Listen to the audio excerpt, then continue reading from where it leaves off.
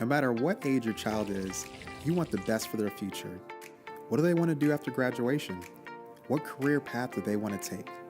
These questions can be overwhelming. That's why you should ask them this question. What's your E? Seminole County Public Schools ePathway program is designed for your student to choose their own path in life from as many options as we can offer. Whether they're looking to enlist, enroll, or be employed, we're excited to help you and your child make it happen. Want them to enroll in a college or university? We'll help you find the best school for them to continue their education. Learn about grants and programs to help your child obtain their degree at a pace and a cost that works for you both. Are they looking to go straight into employment? Discover a variety of trades and skills that will propel their future. They can learn aviation maintenance, automotive repair, culinary arts, and more to hone their talents in growing industries. Is your child interested in enlistment? We'll help them find the right path of service, whether it's military, law enforcement, fire response, or EMS. They can serve the community while learning skills that will last a lifetime. What's your E? Explore options with ePathways by visiting us online at the link below.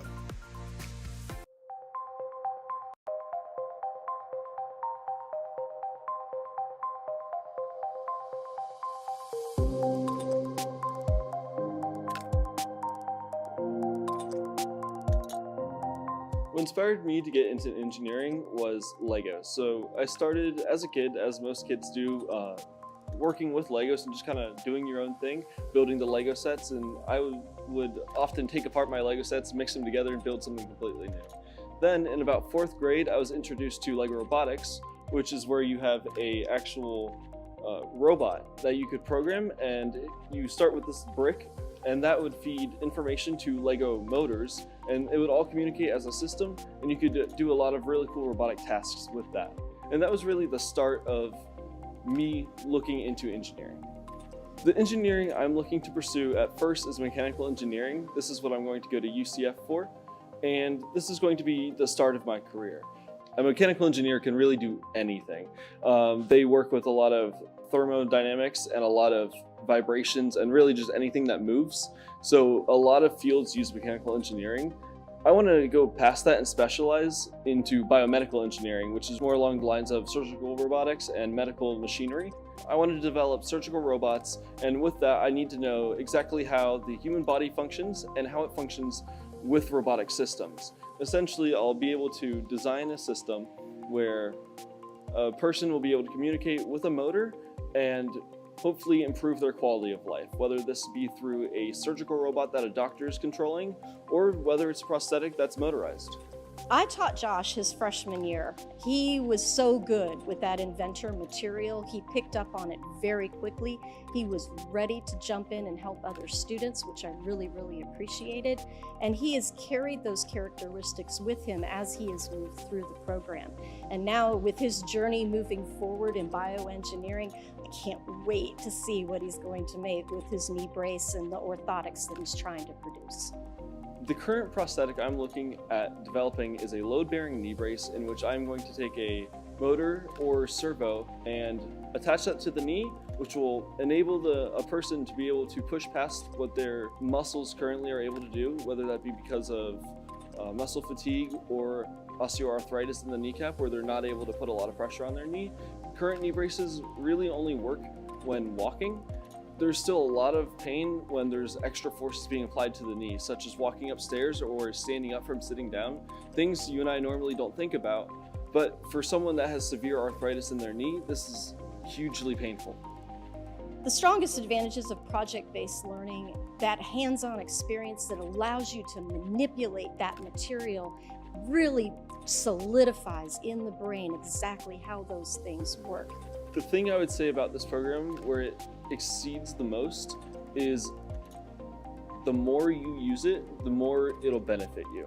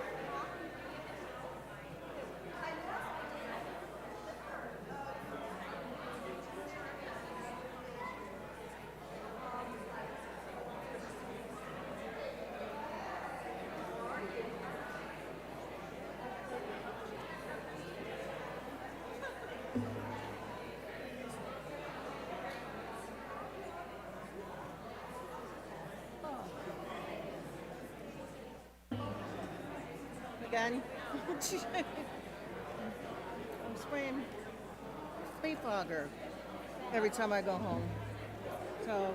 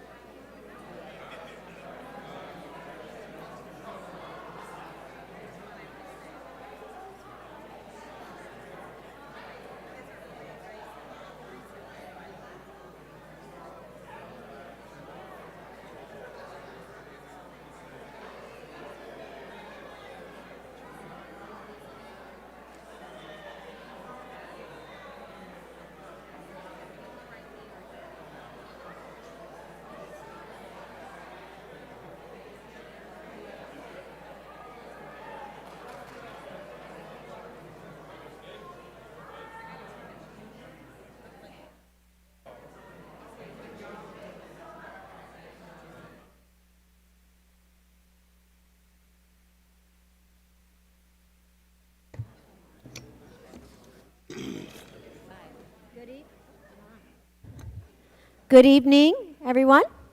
Thank you for being here. Today is Thursday, October 17th, and I'd like to call the October 17th school board meeting to order, and it's 5:31 p.m. Our invocation tonight is done by a wonderful first grade student, Vaughn Gordon from Eastbrook Elementary School, and with him, we're going to have our principal, Martina Herndon, introduce him. Go ahead, please. Thank you.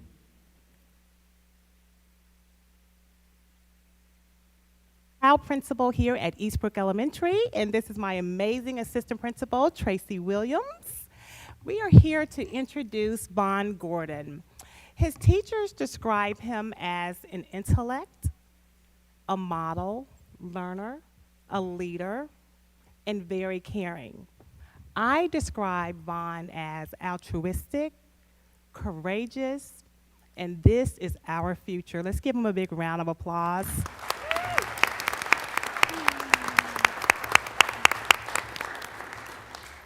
Today, he is going to say the pledge as well as talk a little bit about our literacy program, YouFly.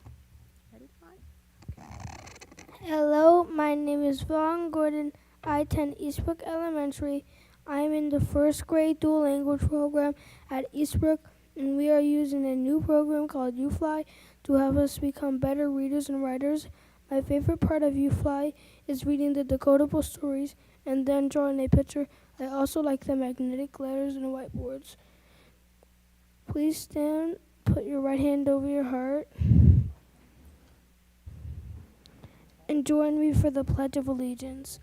I pledge of allegiance to the flag of the United States of America and to the republic for which it stands, one nation, under God, indivisible, with liberty, justice for all. Thank you. You may now be seated.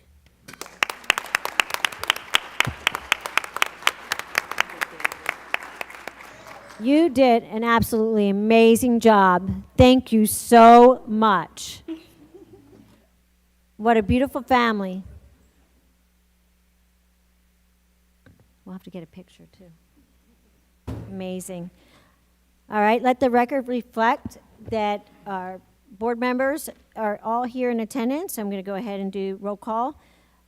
Board member Amy Pennick, board member Kelly Davis, board member Autumn Garrick, vice chair Christine Kraus, myself, and to the right of member Pennick, filling in as our associate attorney. I just went blank. Greg Johnson, I don't know why I wanted to call John, but Greg Johnson, and then of course our superintendent, Sarita Beeman, and to the left of her is our clerk, Jill Moramus. Superintendent, do you have any, oh wait, do I have any, thank you. I thought I had some. That's okay. All right, so, any acknowledgements? Yes. Perfect, Two dear. right here. Awesome, thank you. And I'd like to acknowledge some people that are here in attendance that represent either our BAB, which is a Business Advisory Board, or PTA, or any of those wonderful organizations. So Stephen Young, thank you for being here. I saw you earlier. We hugged earlier. There you are. Thank you, Stephen, for being here. And Katie Murphy, where are you? I saw you earlier, too. There you are. Thank you. We appreciate you all being here from PTA as well. And like I said, let the record reflect everyone is here. And Superintendent, do you have any modifications, agenda modifications? I do, Chair. The addendum for good cause is marked on the electronic agenda by a green flag named addendum item. The only additional modification that I have, board members, is to move item AI from the consent agenda to the new business portion of the meeting. Thank you so much. Okay, and I'm going to do roll call order. Member Davis, do you have any agenda modifications? No, Chair. All right, thank you. Member Garrick, do you have any modifications? No modifications, Chair. Thank you. Vice Chair Kraus? No modifications, Chair. Thank you. Thank you. Member Pennick? No modifications. All right, and I actually do have a modification. I would like to take item 2A, move it to separate consideration portion of the agenda, please. Thank you so much. Did you get that? Perfect. All right, is there a motion to approve the agenda outlined? So moved. All right, Second. Perfect. Is there any discussion? All right, all those in favor say aye. Aye. Any opposed? All right, motion carries unanimously. Thank you. Now, Superintendent, one of my favorite parts. Do we have any presentations? We do. We have a number tonight, and we'll get started with our Veteran of the Month, who is an ROTC teacher from Lake Mary High School, and will be introduced by Ms. Dukes.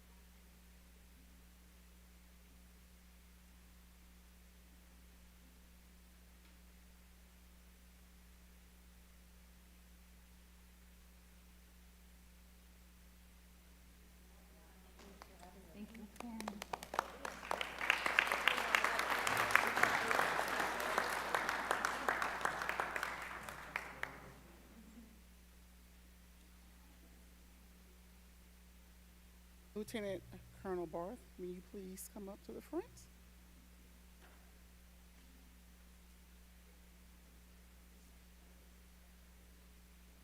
I'm here on behalf of our principal, Dr. Mickey Reynolds at Lake Mary High School. You ready? You want to stand by you?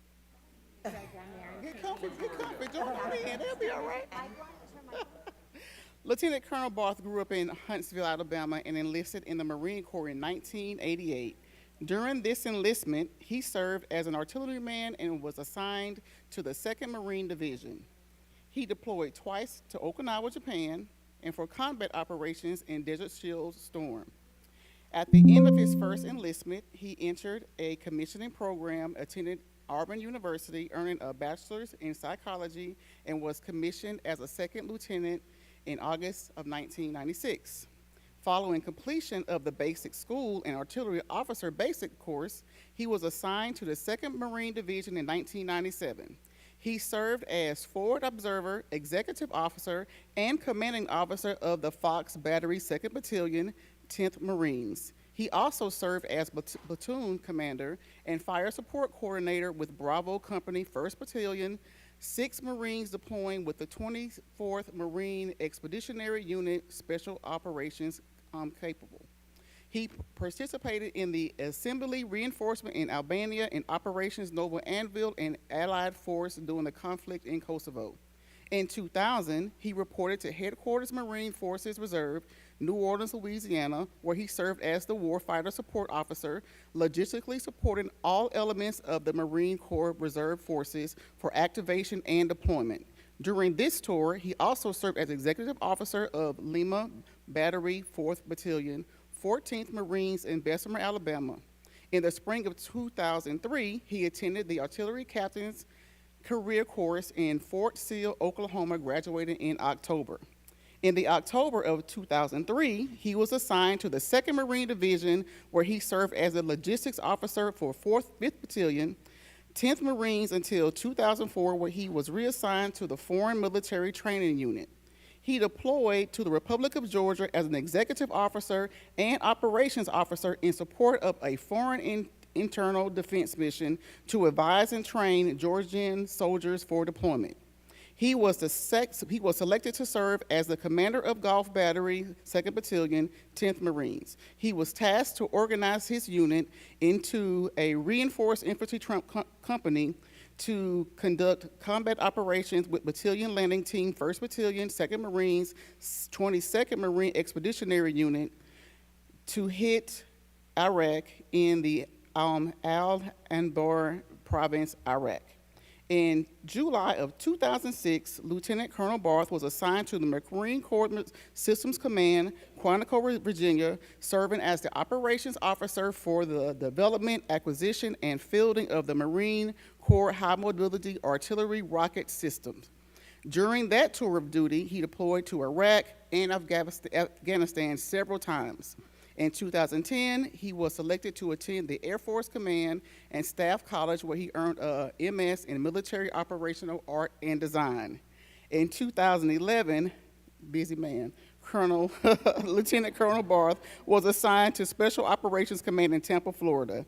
He served as the Assistant Program Manager for Special Operation Weapons, Program Manager for Sensitive Activities, and retired from active duty in 2015 in August. After retirement, he served as a senior Marine instructor at Horn Lake High School in Horn Lake, Mississippi. In July of 2017, he relocated to the wonderful Lake Mary, Florida, to serve as a senior naval science instructor for the fabulous Lake Mary High School, NJROTC. Lieutenant Colonel Barr's personal decorations includes the Defense Meritorious Service Medal, Meritorious Civil Service Medal, Navy and Marine Corps Combination Medal, the 3rd award, Navy Marine Corps Achievement Medal 2nd award, and the Combat Action Ribbon 3rd award. Lieutenant Colonel Barth is married to Zan Barth, and they have 8 children: Amy, 30, Kelsey, 29, Josh, 23, Joe, Zach, and Lizzie, 15, Ariel, 6, and Alexa, 4.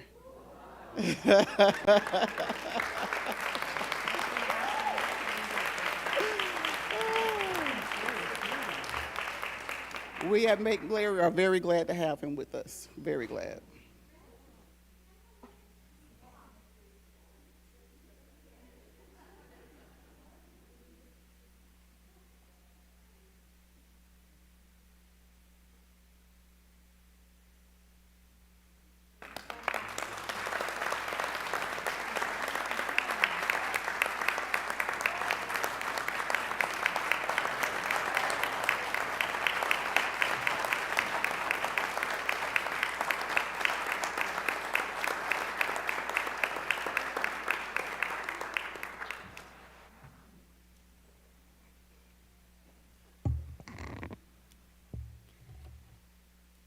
Superintendent Beeman and board members, I'd like to take this time to recognize an organization that has partnered with Seminole County Public Schools to positively impact the lives of our students. This organization, Grow Healthy Kids, was founded by Colleen Gonzalez in 2015. The mission of Grow is to make a positive difference in the children's lives by increasing opportunities for physical activity and healthy living. The vision is to develop healthy children and foster positive relationships between youth and trusted adults, and their core values are collaboration, health, inclusion, leadership, and devotion. Since 2015, the organization has made more than 135,000 students across Central Florida.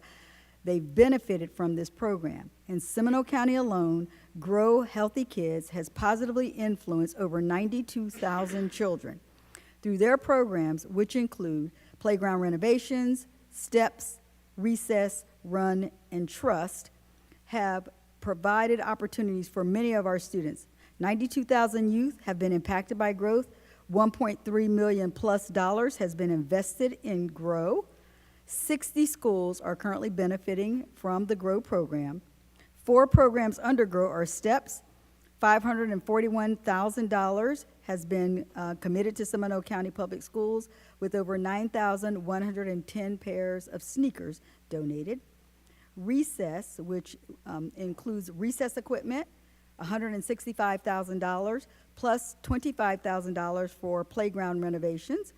Run, which is our Run Club and our Cross Country Club, supported by the Grove Foundation. They've invested $483,000 to support those clubs to date. And Trust, which is our student education platform on the benefits of physical activity, where they utilize basketball as a grounding technique. So with that shared, as Colleen Gonzalez has shared, and I quote, "Our gratitude goes to Superintendent Beeman, who was the first person to listen to this idea with Dr. Griffin. Thank you for listening to me as a parent and a community member who wanted better for our schools and our students.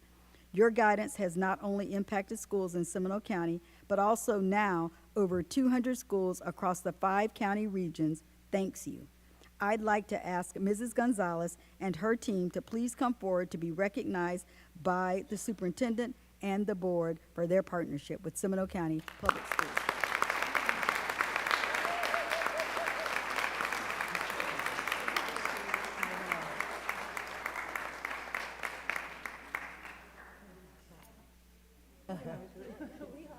Congratulations. Good to see you again, Miss Autumn.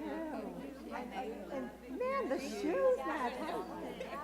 Man, you guys are on brand. Yes. Hi, thank you so much for all you do. You did. I love it. Thank you, Billy. Congratulations. Thank you. Are you coming through? Yes, congratulations. Thank you so much. Thank you. You dressed perfectly. Thank you for being a listening leader.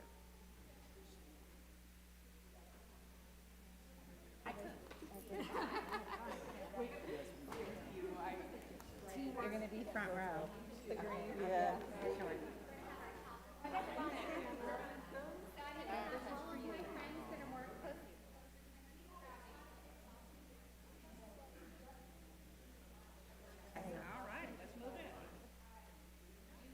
Front middle. You tall or not, you need to be in the front.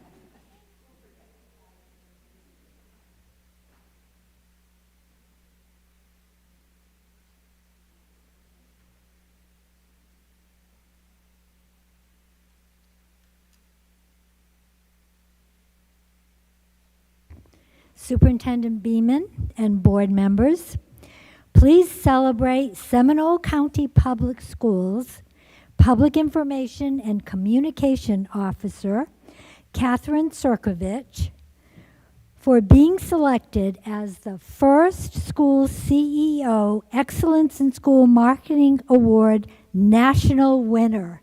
Congratulations.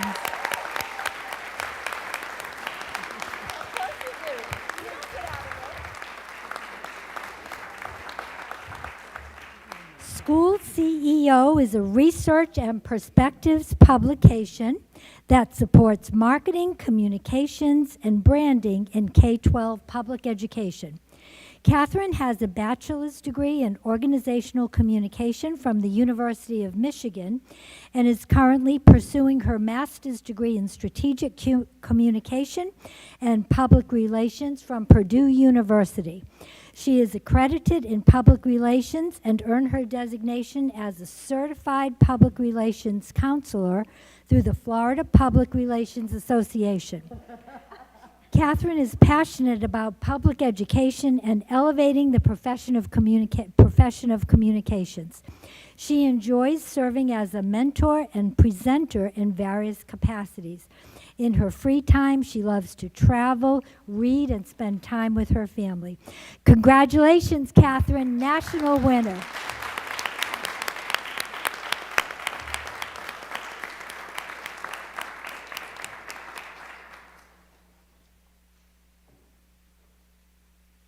Good evening, board members and Superintendent Beeman. It is with great excitement that I announce the newest assistant principal at Greenwood Lakes Middle School, Myra Santiago.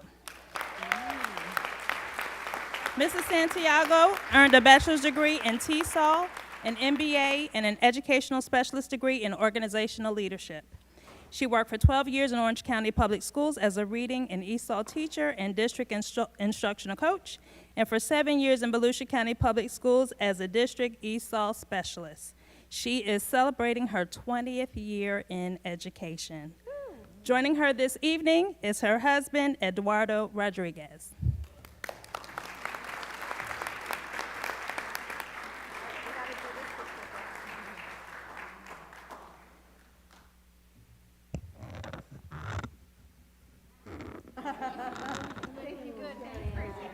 Good job with the flowers. So sweet.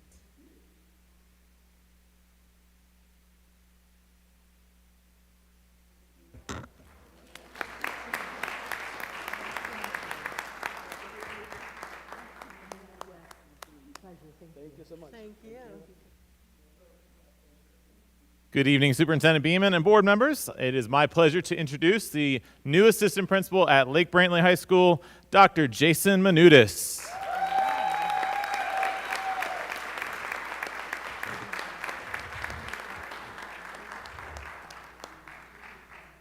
Dr. Manudis is currently in his 19th year of public education with experience as an associate director, assistant principal, and teacher.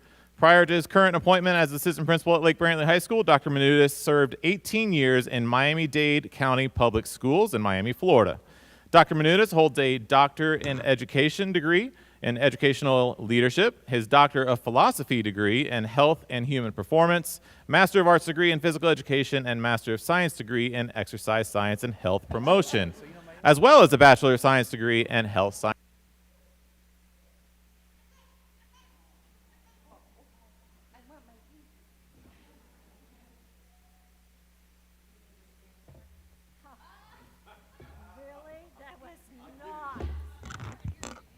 I could use them.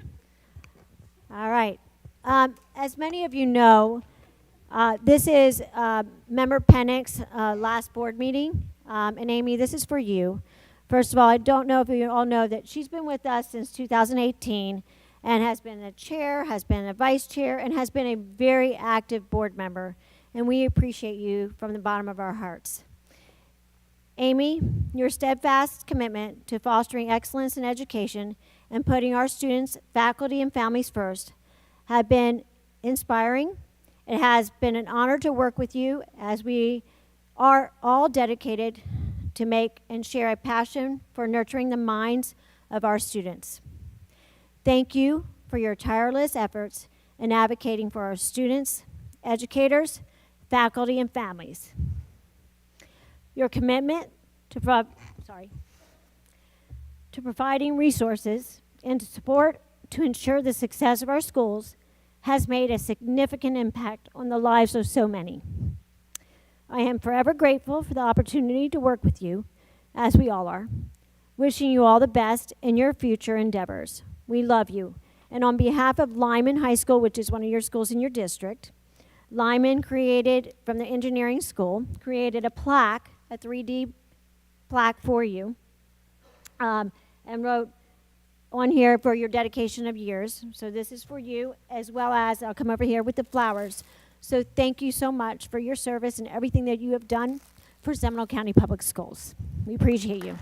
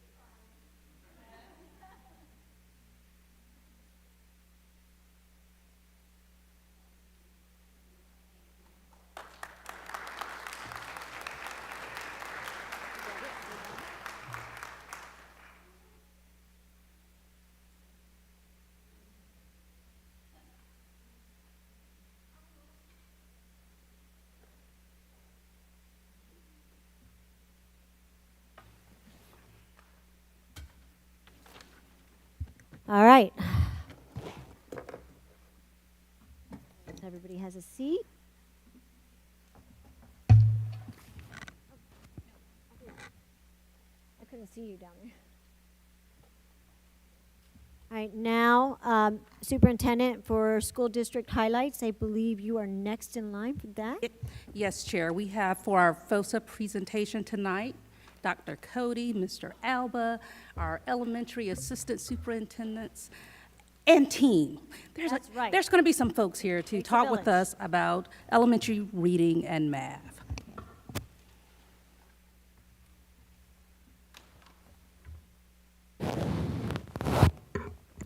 Good evening, Superintendent Beeman. Good evening, board members.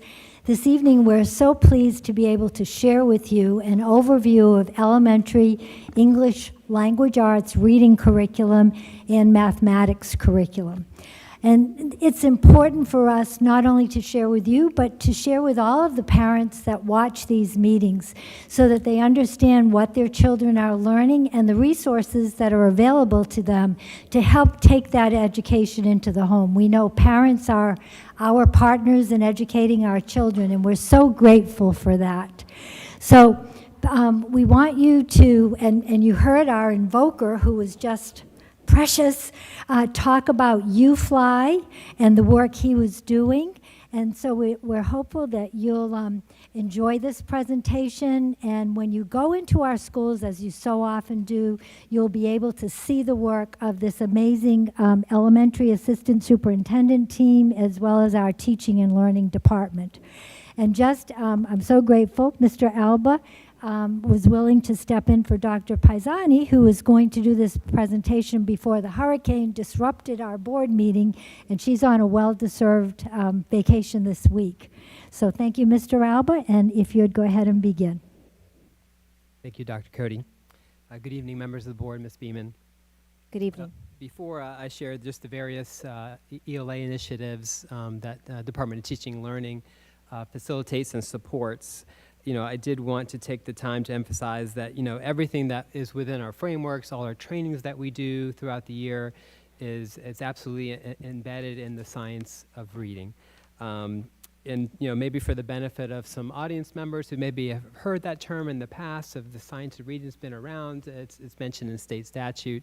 I just wanted to clarify for everyone that the science of reading is not a program, it's not a curriculum, but what it is, it's just derived from thousands of research studies that have been done really for decades. And it just provides guidance for educators, whether at the district office or at schools, on how to best instruct our students in reading and writing. So I just wanted to make sure that everyone knows that whatever we do is absolutely research-based. What you have in front of you, if you've taken any kind of training or read any articles on the science of reading, I'm sure you have seen this graphic. It is Scarborough's rope, reading rope, and what it does, it just kind of breaks down the different skills that students need to do in order to become, at the end there, you see on the right-hand side, the goal is for them to all be skilled readers. And later on, when we talk about the UFly program, that the UFly program really does focus on that bottom half of the rope with the word recognition, and we'll get to that in a second.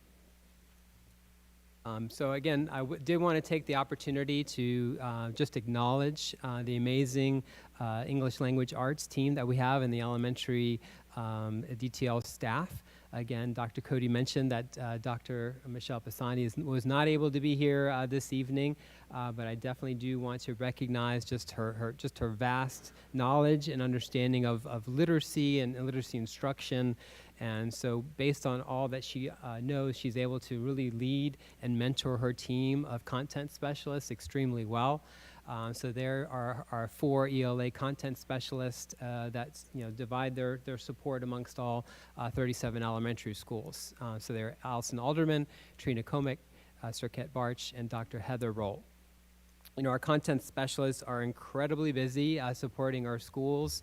They're facilitating trainings throughout the year for our teachers, our literacy coaches, instructional coaches, and administrators. They're developing our frameworks, which we'll talk about here in just a few moments. They're modeling instruction in teachers' classrooms, so they help teachers understand how to implement the resources that we have. And then they're also supporting the school-based PLCs at each of their schools. I know earlier today when you guys were listening about the strategic plan, you saw some data metrics, and we were continued to celebrate the successes that we had in ELA in the elementary school setting. So I certainly know that the work of these individuals had a good part in the success that we have, especially in 3rd grade. So I definitely want to acknowledge all their efforts as we look to see what they have done and continue to do to support our teachers in schools. So certainly, the foundation of our supports for teachers is found within our curriculum frameworks.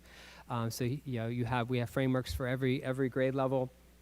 So within the frameworks, what they do is they help teachers just help utilize our adopted instructional materials effectively. They provide teachers sample slide decks for them to use during their instruction, just to ensure the questions they ask, the activities that they do are in fact meeting to the level and the rigor of the standards and the benchmarks. And then they also provide teachers supports like the one you see on the right-hand side, anchor charts to help teachers and students access the materials that were in the frameworks. Certainly the SCPS frameworks truly is a point of pride for Seminole County Public Schools. The frameworks, they're just simply amazing. Coming from another district and knowing what's out there in other districts, the supports that teachers have within the frameworks truly is phenomenal. The frameworks are totally created by teachers, it's content specialist teachers, teacher leaders, and feedback from literacy coaches and administrators.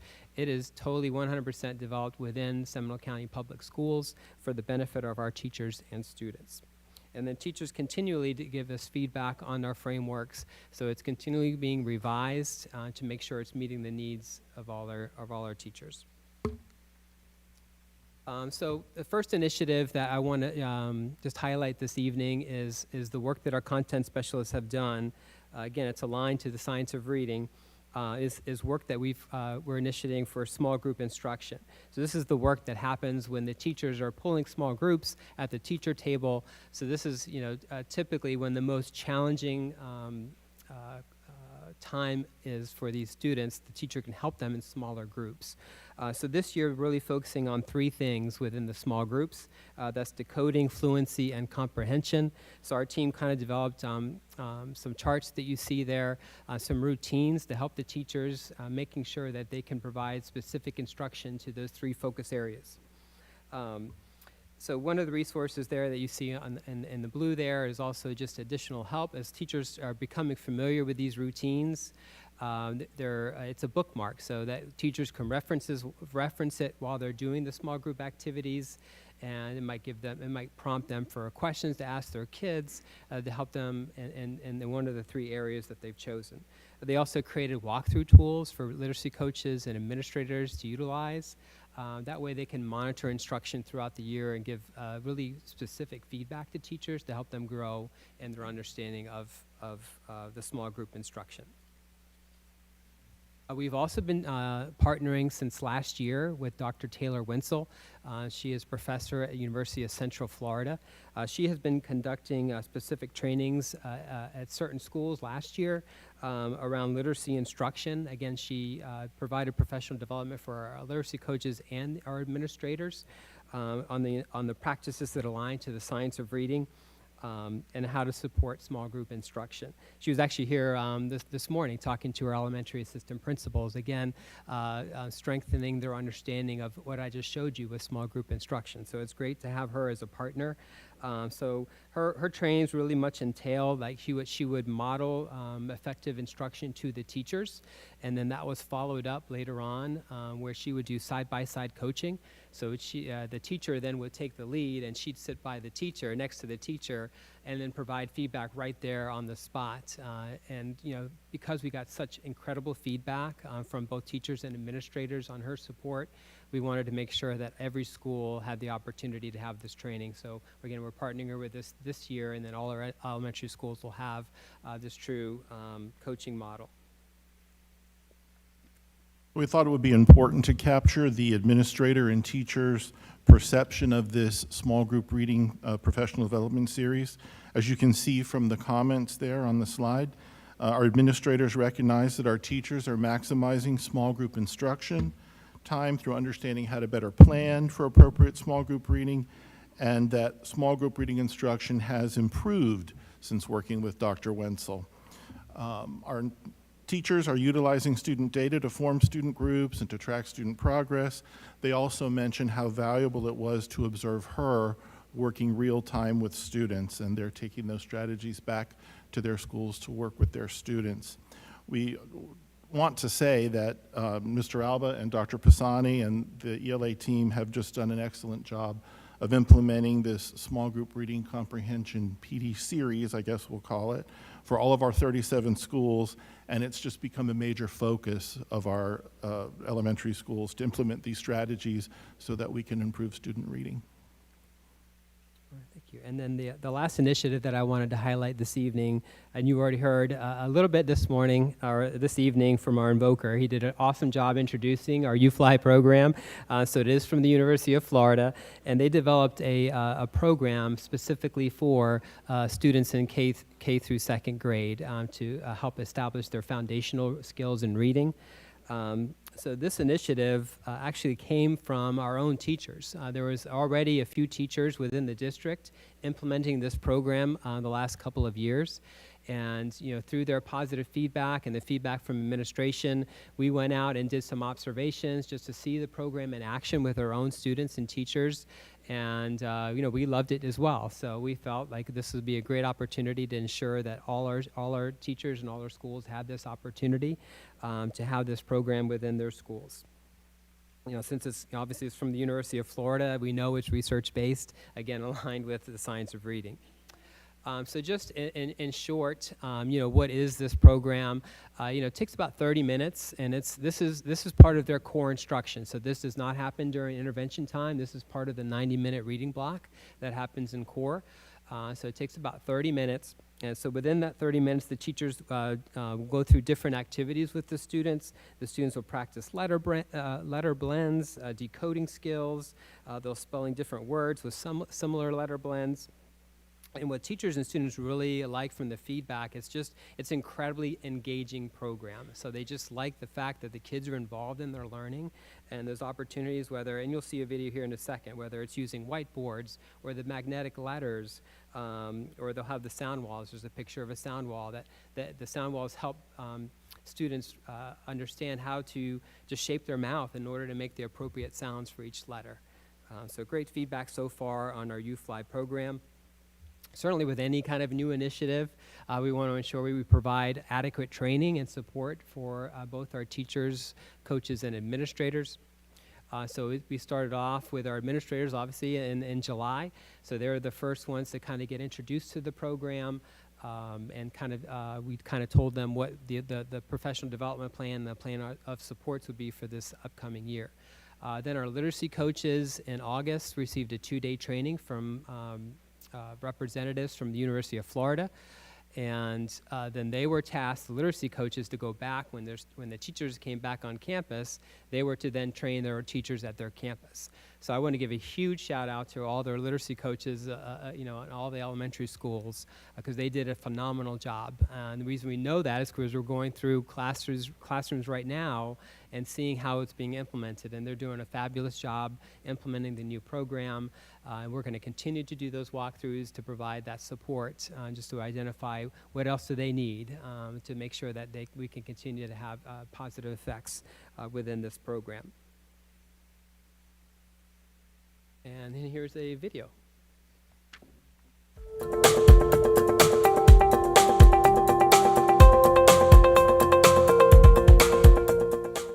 The second grade classroom at English Estates Elementary is engaged in the second day of a UFly lesson. The teacher reviews prior concepts and guides students through word work with magnetic letters. They practice spelling irregular words and writing sentences before reading connected text together. These activities help reinforce their skills and support the transfer of reading and writing abilities to other contexts.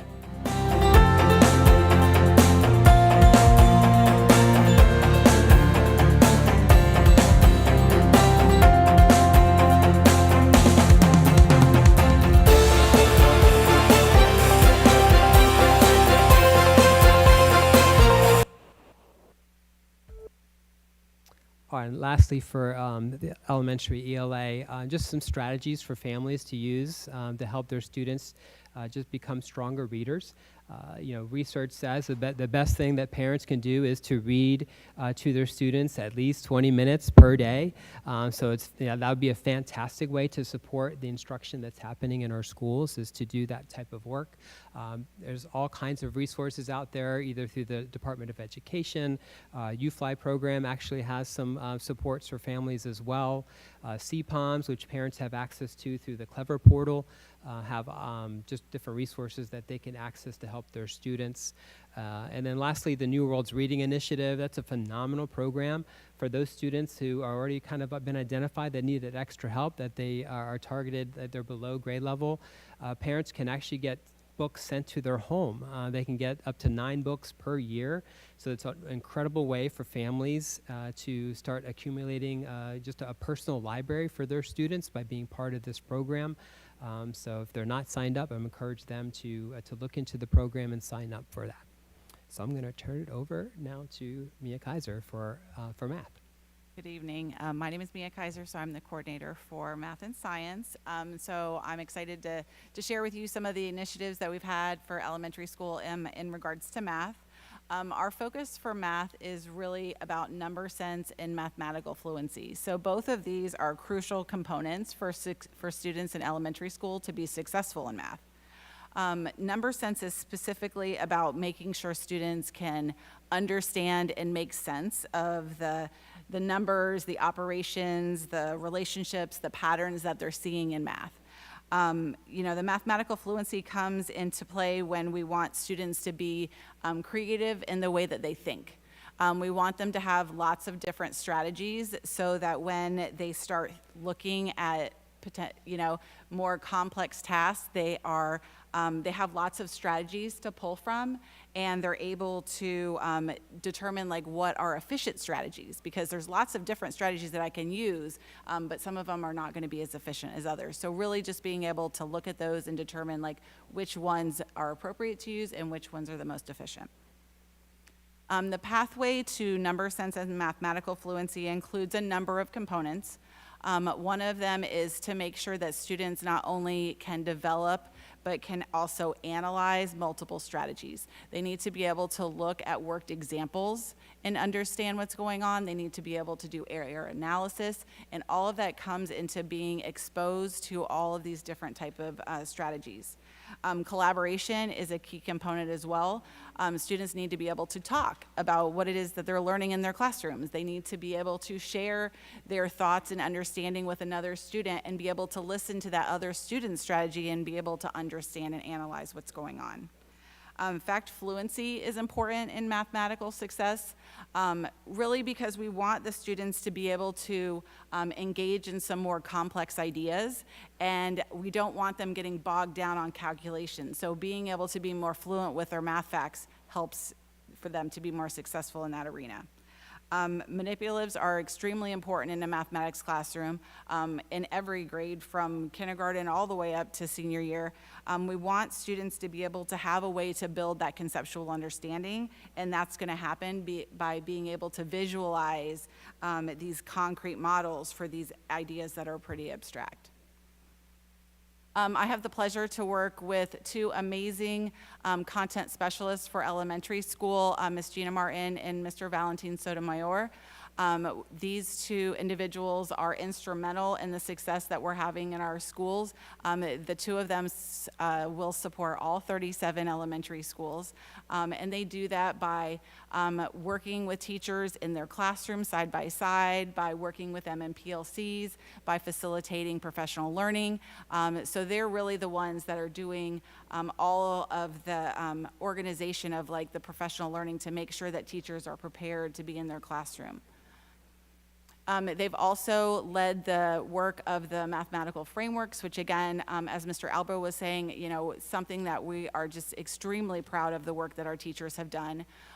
They do that work in collaboration with the math coaches at the elementary schools as well as classroom teachers to build all of these components that help them to be successful as teachers, to be able to make sure students are getting the information they need and being able to learn. Number sense and math fluency are the driving force in all of the documents that are created, and then of course we're making sure that we're hitting all of our benchmarks as well. Small group instruction is also a focus in math as well as math talks. There are guidance documents that we have created for teachers to help support them in utilizing these small groups and the math talks in their classroom. These documents not only contain routines for how that should look, but also they contain questioning strategies so that teachers can have a tool belt of strategies and questions to ask so they can determine like how is the student understanding this, or maybe that student needs to go a little bit further, like how can I ask questions to probe them to kind of enhance their learning. There's also support for teachers about how to make connections so that we can make sure that they're not only teaching the grade level, but they're able to pull in things that the students already know and then set them up for success moving forward. We've had the pleasure to be able to partner with Dr. Julie Dixon from the University of Central Florida to implement her Fact Tactics Fluency program. This is a program that is being implemented in 3rd, 4th, and 5th grade. The focus of this program is to help students develop a deep understanding of multiplication. So it's not just about memorizing facts, but being able to understand how to get to that, what are different representations of the numbers, because we want students to be able to, again, connect information that they already know to information that they're going to be learning and really just be able to make sense. So if I know the fact of the week, that's great, but can I explain what that looks like? We started with this in 3 schools last year, Midway, Evans, and Geneva. Very, very successful implementation of this program in those 3 schools. And so over the summer, we started training cohorts of teachers and coaches so that they would be able to implement that this year as well. We did do an overview for administrators so they know like what to look for in the classroom and how to best support their teachers. And then we concluded our training on October 2nd. Both of those trainings were done by Dr. Julie Dixon herself. So it was so beautiful to be able to have her here, to hear it exactly from her and have her model what that looks like in the classroom. We now have every school has been represented in those trainings, and so there are trainers, 2 to 3 trainers on every campus so that teachers are prepared to start implementing this. So if you go out to schools now, you should start to see it. Usually it's about the middle of October when the 3rd, 4th, and 5th grade classes have gone far enough in their instruction that they're ready to start implementing this program.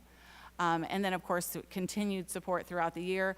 I know Valentine was at a school just the other day and did 3 model lessons for teachers at Redbug, and they were, the teachers just loved hearing their students do all the thinking. What it would look like in the classroom is each week there's a fact of the week. On Monday, the teacher would start the math talk by encouraging the kids to think of all the ways that they could, like this, the web that you see here is 6 times 7, or the partner fact would be 7 times 6. So what are all the different ways that you could think to break this down? So the kids are the ones that would be generating all of those little bubbles. The teacher is going to be the scribe and kind of putting those things up there. And so then the kids can not only have their own strategy, but see the thinking of others. And so then they can kind of have, you know, they're widening their tool belt. After the web's been created, then students will take an index card. They'll write the fact of the week on one side, and then on the other side, they'll write the strategy that most speaks to them, that they best understand. Now, whether that was a strategy they came up with in the web or it was a strategy that someone else came up with that they really just liked, like they just need to pick one strategy that they kind of just, it speaks to them and they understand it best. They wear that index card in a lanyard, and then it's a school-wide initiative. So, you know, the kids will be wearing them there on campus, and so when they go to lunch, the cafeteria, they may ask them, you know, what's your strategy? Can you explain that to me? And then, of course, in the classroom, the kids are getting together, and you know, maybe they're looking for a student who has a different strategy, and then they have to compare. Or if they have the same strategy, what does that look like? So it's really a great way for kids to talk about the math. So in speaking with our teachers as we've rolled out Fact Tactics with our students, they have an opportunity to engage in instruction. We heard today in the work session about student conversation and discourse through math. Students have the opportunity to work with other students, and there's opportunity for that discourse. We encourage math talks with our students. These students are now going home and having these discussions with their parents, talking about their strategy. So as you visit schools and you see students with their lanyards on, again, stop and ask them about their strategy. They should be able to explain that to you and share with you the answer to that math fact. So quiz them on it. We're excited about it. It lends itself to students thinking on their own, talking on their own, and just really making the connection. It really does help to build the connection really for our properties of operation, so students really begin to think deeply about math, and parents are having more conversations because kids now want to have more conversations about math. And so it's creating a high level of engagement, a high level of problem solving, and we're beginning to see more math talks in class. And that's one of the things that we've been working towards. So coaches are loving it. Thanks to the Department of Teaching and Learning and Dr. Dixon for joining us, and Ms. Kaiser for working with teachers. So we are now seeing it roll out. And so certainly when you're on campus, look for those lanyards for our intermediate students and quiz them. Wow, that was absolutely fabulous. You still going? Okay, go ahead. That's right. Sorry, another movie.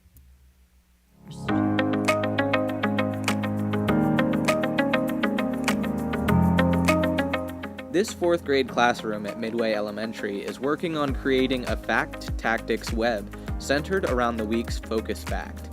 The teacher encourages them to share strategies based on properties of operations, drawing on their prior knowledge of foundational facts. After collaboratively building the web, students select a strategy that they understand best and record it on an index card lanyard. Then, they share these lanyards with peers and family throughout the week to discuss their strategies and deepen their understanding.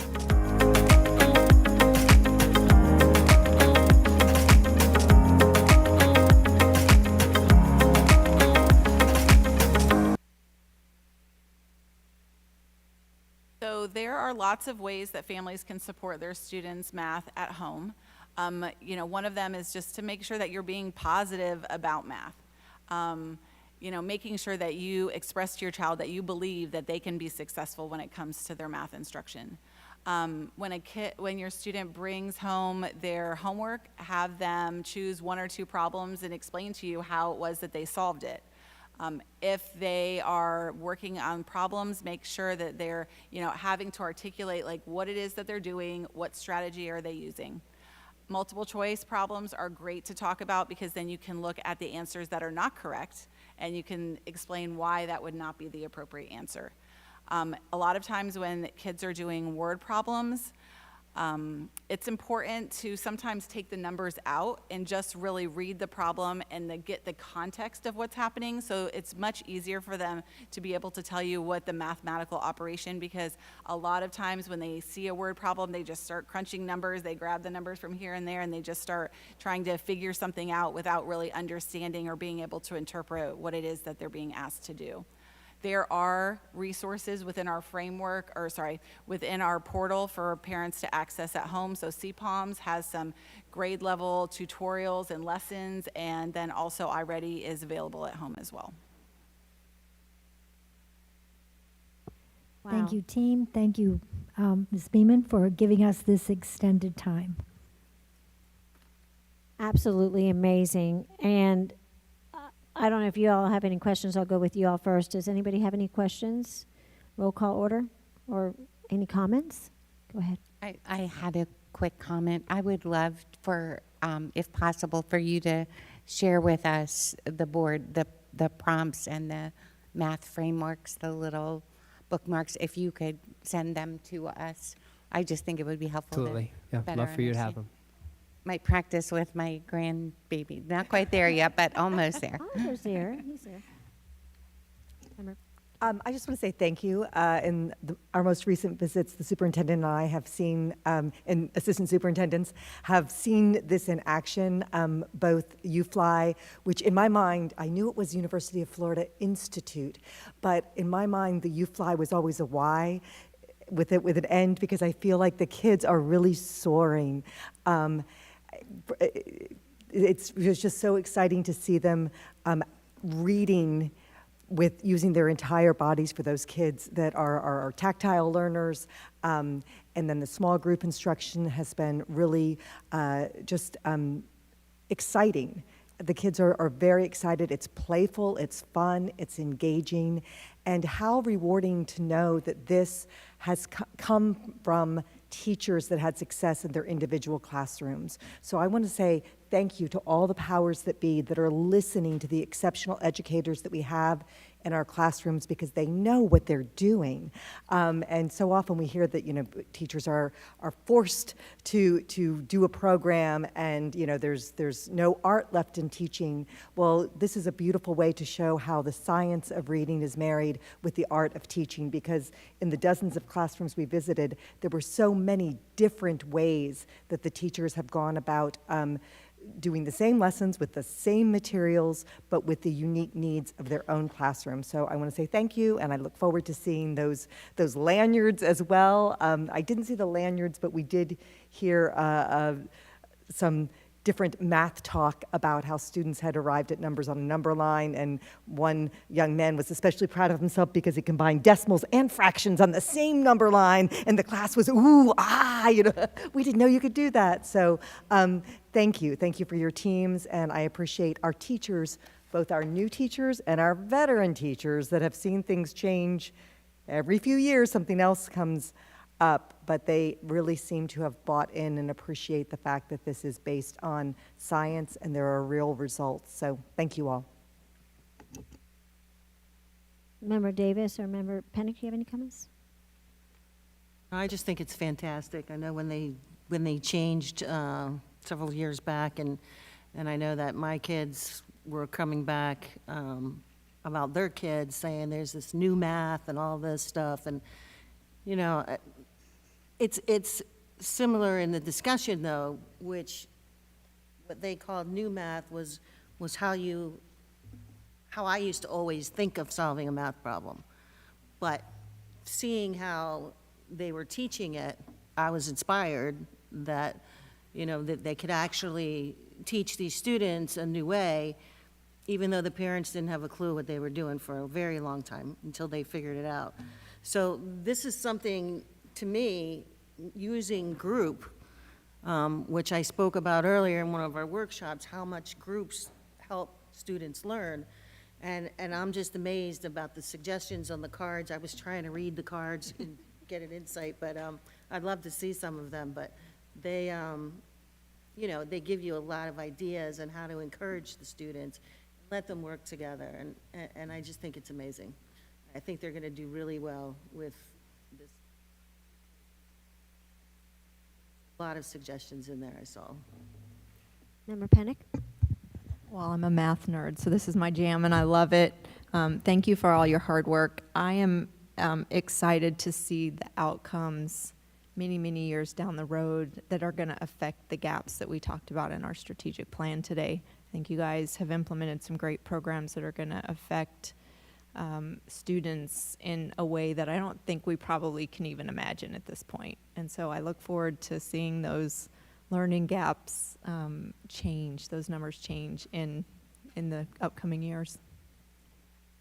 And I would just like to say the same thing. Kudos to you all, as well as all of our fabulous teachers. What goes around comes around. This is something that I feel like I did when I was in the classroom. Gosh, I'm 36 years in the education. But it makes sense, and it's something that we've done for many years, and then we got away from it, and then we pulled back to it. And it's all about high-level critical thinking skills and collaboration and working together and solving that. And like I say, you can learn any trick or trade, but if you don't have good people skills, you're not going to make it in anything. But working together collaboratively has helped our children tremendously, but it also gives a child that chance to express themselves and share and build up their confidence in reading or math or whatever it may be. And for parents out there, I know we had said, read 20 minutes a night or 30 minutes a night. You can also, if you don't have, and you have a multiple amount of children, you can always record yourself reading to them and then let them read, they can do the fingers, let your fingers do the walking while you do the talking. This way they could possibly do it independently. And it's a strategy when you're trying to read to all 3 children or 4 children, like I would have to do at night. where you have that opportunity and that they are building that confidence on their own. So all these strategies are amazing. I'm glad to see that, there's a variety of remediation, enrichment, and interventions for all of our students, because we all don't fit in a box, and that's what it is. We're all wired differently, and this is a beautiful thing. So thank you, and please thank all of our wonderful team for everything they've done, and of course all the teachers that are out there listening. We appreciate you. So thank you so much. All right? Thank you. Great presentation. All right, now it's time for our board comments. Member Davis, you're first. If you have anything, now keep in mind, I'm going to give you a little. Member Pennick's last board meeting, and one of her goals for tonight was if we could possibly not have too long of comments. That was one of her wishes. So I'm going to be. She said no comments. Yeah, she said no comments. What about Autumn? We have a couple things. Wanted to thank you for the last 2 years. You've been a good friend. You've given me great advice, great guidance, and great honesty. And I can see how much you care about our kids and our staff. And even though you're not going to be here, I know you're going to find a way to continue to support them. So thank you. Committee report. One committee was canceled, and one committee, which was the Central Florida School Board Coalition, was online, and the minutes are available online. And rather than discussing the minutes, with respect of Member Pennick, I'm going to ask that Jill send out the minutes to all of us, and we can read them at our leisure. Thank you. Woo! And you do have time for committee reports at the very end, too. But you did it all fast. She said no Love comments. it. I wrote a quick note, Amy. I wanted to acknowledge and share the respect I hold for you as a master time management. You are a business owner, a devoted mom, school board member, and committed community servant. I also wanted to share that while we didn't always agree on votes, I never questioned that you wanted the best for our students and teachers. I wish you happiness and success in your endeavors. Thank you. That's the beautiful thing about being board members and being a family, all of us together. I mean, it's a huge family that we have, and we can all agree to disagree, but we all respect each other, and we try to model that for other school districts and others around the country, because we are truly blessed. Because there isn't anybody, as far as I'm concerned, that's like Seminole County Public Schools.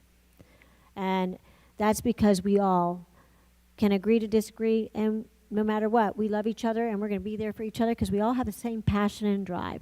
And that's all about our children, our families, and our wonderful faculty. So thank you, Amy, for everything that you have helped and contribute to. All right. Now, that was the fastest we've done. What do you think?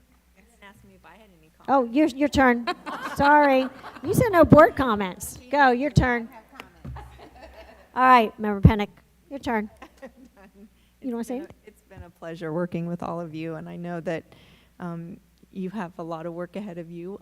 I still have kids in the school system, so I will be a parent advocating, so however I can help, you know that I'm here. Thank you. Thank you. All right, now it's time for our public comment agenda request. Member Vice Chair Kraus, go ahead and read the statement. The white one first, yes. Policy 0169.1. The purpose of the public participation segments of the board meeting is to allow the public to address matters within the board's jurisdiction and not to resolve individual grievances or disputes. Public comments related to education, the board agenda, and the district are welcome and encouraged, but public comment segments are not forums to engage in personal attacks against school system employees or board members. To maintain orderly conduct, the public comment segments of the meeting may not be used as open forums to discuss matters unrelated to education, to support or oppose candidates for public office, including presentation of political and/or campaign issues, announcing candidacy and/or campaigning, or to engage in commercial speech, attempting to sell a service or product to the board or the public. Nor are they forums to address matters involving disciplinary actions of any kind, pending claims, complaints, or litigation against the district or district personnel. Public comment segments, durations are as follows. Agenda items limited to 3 minutes. One group representing or speaking on a proposition, a maximum of 6 minutes.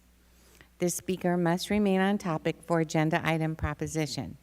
Non-agenda items limited to 2 minutes. Speakers shall direct their comments only to the board and may not address the audience or other speakers. No speaker may yield his or her time to any other person. Generally, substitutions of speakers will not be allowed. Thank you so much. And I'll go ahead and call your names. That way, if you want to line up in the queue for it, that would be great. I have Deanna Schott first. After that, I have Fiona Shannon. And then from that, I have Deborah Donahue. And then after that will be JJ. JJ, and then Allison Holmes and Ray McClory. I'll go back and do that again, but since I know all of y'all, I can remember that. All right, go ahead.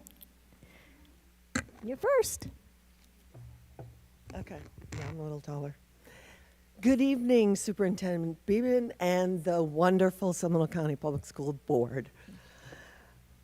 I am speaking on agenda number 10, new business assessment with regard to the recommendation of the school safety specialist. In accepting the recommendation of the school safety specialist and the information provided in the assessment in accordance with the cited statute, I ask if the following questions and considerations were made. 1, the Department of Education's National Center on Safe, Supportive Learning Environments, Safe Firearm Storage, and Child Access Prevention Policy Database provides information to help schools address gun violence. Specifically, does or will our school board have a parental notification resolution to inform parents and guardians of safe firearm storage laws and related best practice? Second, because of increasing gun violence has become very widespread and an issue impacting communities all over the United States, it causes lasting trauma and cascading consequences for children, families, and communities. And it's not just when it happens here, it's when they hear about it happening in other places as well. Or will they develop a community violence intervention program for our school district? These programs have been shown to reduce violence by as much as 60%. These programs are effective because they leverage trusted messengers who work directly with individuals most likely to commit gun violence. They intervene in conflicts, connect people to social, health and wellness, and economic services to reduce the likelihood of violence as an answer to conflict. And thirdly, the Department of Justice has embarked on an analysis of data to uncover the best strategies to reduce incidents of gun violence in our public schools. Has our school board investigated the availability of grants from the Department of Justice, the Department of Education, and the resources identified at schoolsafety.gov? Yeah. I would like to share some highlights from Luke J. Rappa, who is the Associate Professor, Education and Human Development at Clemson University. He points to efforts in schools and communities that they can make to lessen gun violence occurring in and around our schools. Ma'am, your time has expired. Oh, wow. I know I it goes have fast, one more doesn't it? sentence. Can she just finish? Yeah, go ahead. I'll let you Okay. finish that last sentence. So this safety information, we are hoping would be available on our website. Thank you so much. Appreciate it. Fiona Shannon?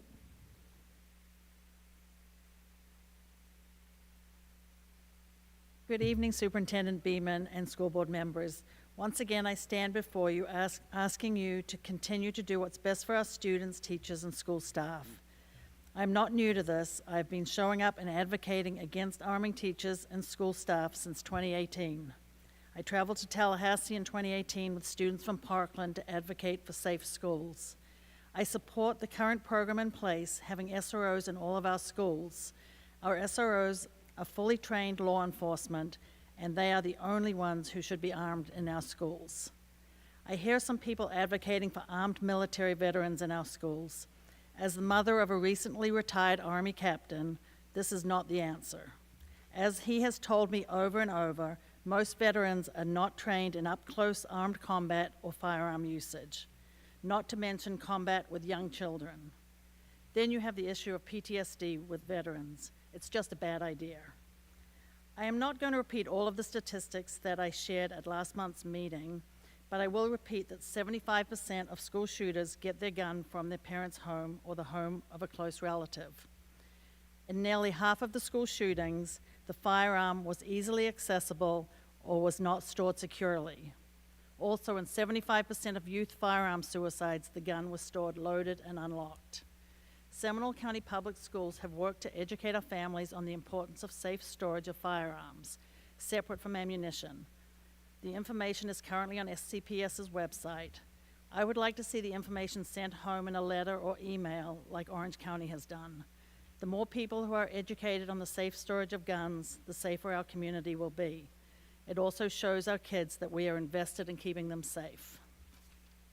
The last thing our kids want is the militarization of our schools. We don't want our schools to resemble prisons. We want our schools to remain the safe place for our kids. Metal detectors, armed guards, high fences, these things all reinforce that school is a dangerous place to be and is traumatizing to children.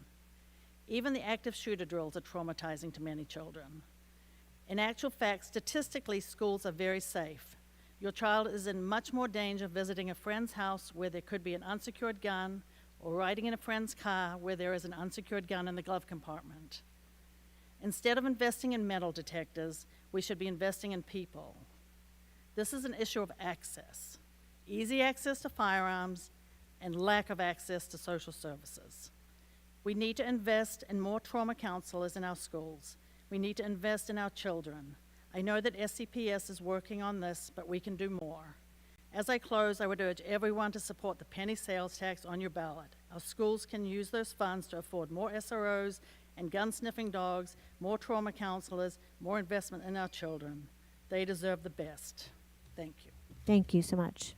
Oh, by the way, can I just make one comment? It's been said over and over that Orange County has the Guardian Plan. They do not. The only schools in Orange County that have the Guardian Plan are some charter schools, not your regular public schools. Thank you so much. Deborah Donahue? Good evening, board members. Good evening, superintendent. I just want to thank you for prioritizing the safety of our students and our staff in the schools and addressing the issues that you've had to address as quickly as you have. I really appreciate the excellent relationship you maintain with local law enforcement. I've been an educator for 33 years. The last thing I ever want to have my district ask me to do is be armed. Everybody understands that there are some problems with threats right now. Metal detectors haven't worked in a neighboring district. The Guardian program won't work. It simply puts more guns in more hands in schools. We don't need more guns on campuses. We need to invest in the mental health of our students, look at trauma counselors, as was just said, and really focus on what the core issues are and get to the bottom of those instead of adding guns. Thank you. Thank you. JJ Holmes and then Allison Holmes.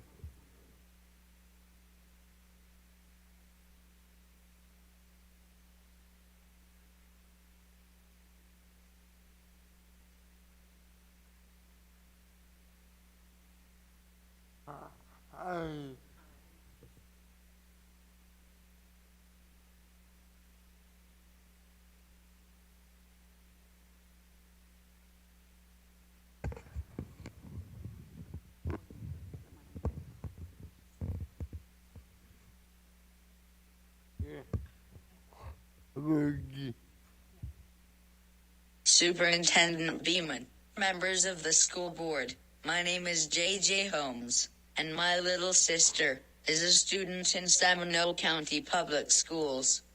I trust you to do the right thing, to make sure our schools are safe, by only listening to the experts. But I want to explain why the angry voices, who want the Guardian Plan, are just a loud minority. So, I've channeled my inner Dr. Seuss to explain how we, voters, in Seminole County, feel. We do not like the Liberty Gals. We do not like their Proud Boy pals. We do not like them here or there. We do not like them anywhere. We do not like them trashing teachers. We do not like their angry features. We do not like their groomer lies. We do not like their whiny cries. We do not like them banning books. We do not like their unjoyful looks. We do not like them trying to divide. We do not like their anti-pride. We do not like their parental laws.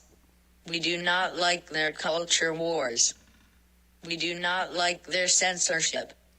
We do not like their membership.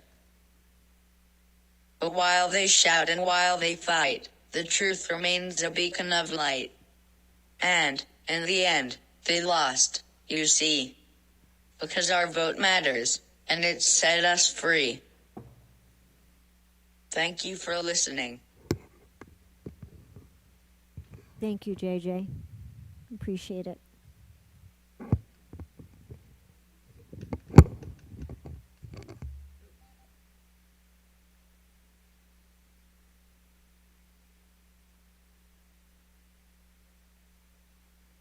Right, Allison?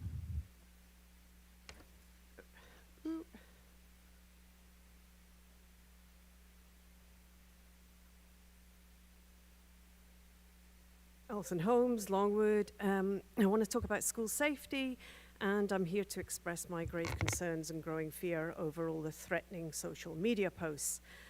I'm hoping the board may be willing to consider offering these individuals some intensive mental health counseling, if they'll accept. It's our local hate group, and when people posted that parents like me are pedophiles and we need to be assassinated or permanently eliminated, their official social media account responded saying, "Seeing all these positive comments only reinforces the feeling of knowing we are on the right side of history." They read a bunch of posts saying that parents at school board meetings should be murdered, and our local hate group thinks that's a positive comment. One of the 4 women that were featured in the Orlando Sentinel a few years ago posted this about our school board meeting on social media. "It was a rough night, but all you said is true. The battle is far from over because we have the law on our side, thankfully. We are in a spiritual war, and the battle at times is oppressive and discouraging, and I felt that way last night.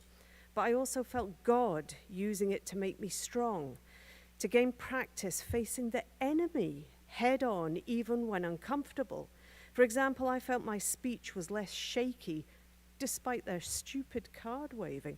We are all soldiers preparing for more battles and gaining valuable skills. Understanding our enemy and improving our tactics is important even when we don't see an immediate victory like we want." Enemies, we're parents, for crying out loud, parents. We don't need to arm our teachers. We don't need a hate group to tell us how to run our school district, our A-rated school district. And we certainly don't need women who view our routine monthly school board meetings as a battleground where they've been sent by God to wage war against perceived enemies, making any decisions about school safety. If you can find the money in the budget, I would totally support using it to get them all signed up ASAP for some kind of anger management classes. Because when our children see grown women posting threats on social media, they're going to think that's acceptable. And as we all know, it's not. Thank you. Thank you so much. Ray McClory?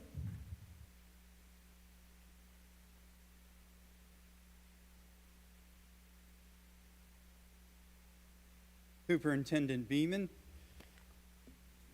Chairman Sanchez, fellow board members, I'm Ray McClory, 25-year resident of Seminole County. I've heard a lot of discussion recently about guns in our schools and several proposed solutions for it. One of these is clear backpacks. This is pointless. All a student needs to do is take their gun, wrap it in a piece of clothing, a shirt, a jacket, or whatever. No one would see it. Or just even put the gun between two books. No one would see it. Totally pointless to have the clear backpacks. Another thing is the Guardian program that several people have mentioned earlier. We all should have only fully trained law enforcement officers in our schools with guns, nobody else. And this especially is true for teachers. Where will the teacher keep their gun? And there's a very high chance that a student would get a hold of the gun. And the biggest problem I see with this, with arming the teachers, is if there is an incident, law enforcement comes in, sees a person with a gun. Now, is that an armed teacher? Is that a guardian? Or is that the perpetrator? Good chance that the teachers could be shot by the law enforcement, or the law enforcement will hesitate because they don't know if that's the perpetrator or not, and more damage could be done. What we need to do is create an atmosphere, a safe atmosphere in the schools, not an atmosphere of fear which will hinder learning. And there are many different things that need to be done. Some of them are more easy than others, but one of the easiest would be to have the board send out letters to the parents explaining the Florida laws about securing guns, as well as other common sense advice for securing guns. How many times do you hear about a school shooting where the student got the gun from their parents? Whether it was a gift, totally insane, or they got a gun that was unsecure.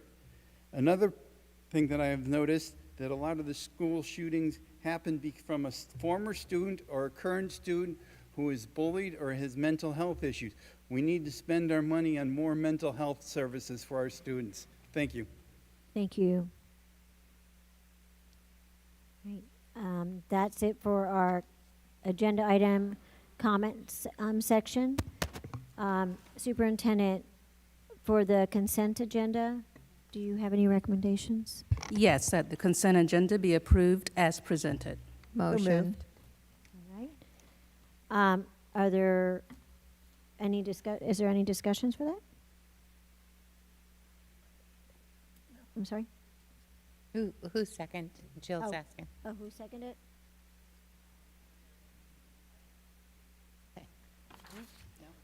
So no discussion? All right. All in favor, say aye. Aye. Aye. Any opposed? All right. Motion passes. Thank you. Superintendent, I moved item 2A for a separate consideration so that we can learn more about the background of this wonderful development for our district. Can you provide that background for me, please? Yes, and while our team starts to come on up, I certainly will. I want to thank the board, first of all, because you all have provided that approval and support of allowing our team to submit an application to the Magnet Schools of America through the U.S. Department of Education. And we're here to talk about the fact that Seminole County Public Schools is the recipient of $5.8 million as a awardee of that Magnet School of America grant. And this team is part of the team that led that application process and will lead the implementation of the new South Seminole Academy.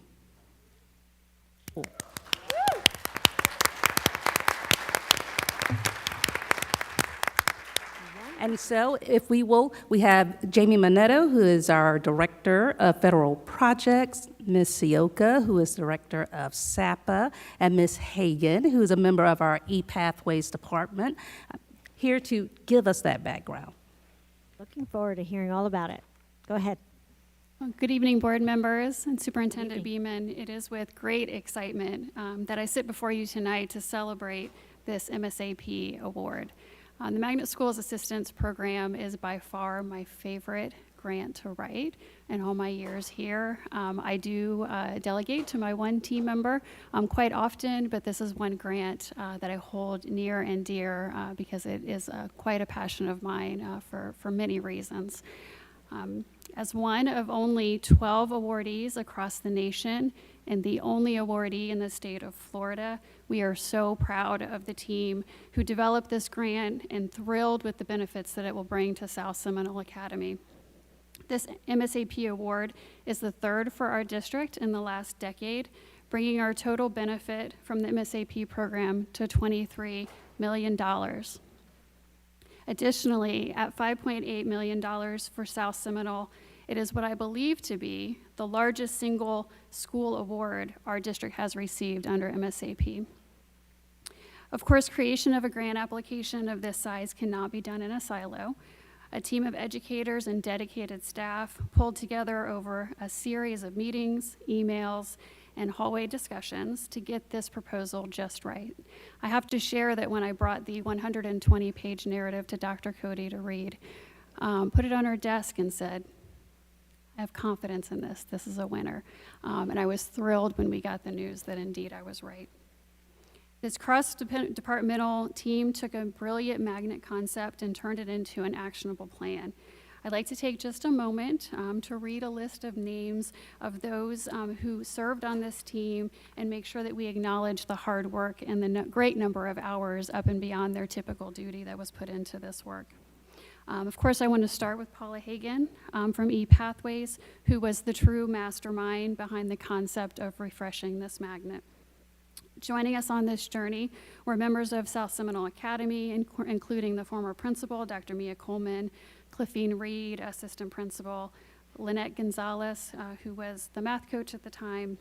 Other team members included Michelle Orozco from ePathways, Deanna Ferrante, Jen Alday, Christy Seitz, and Byron E. Krause from the Department of Teaching and Learning, Minnie Cardona from ESOL World Languages, and Julie Sioka from Student Assignment and Program Access.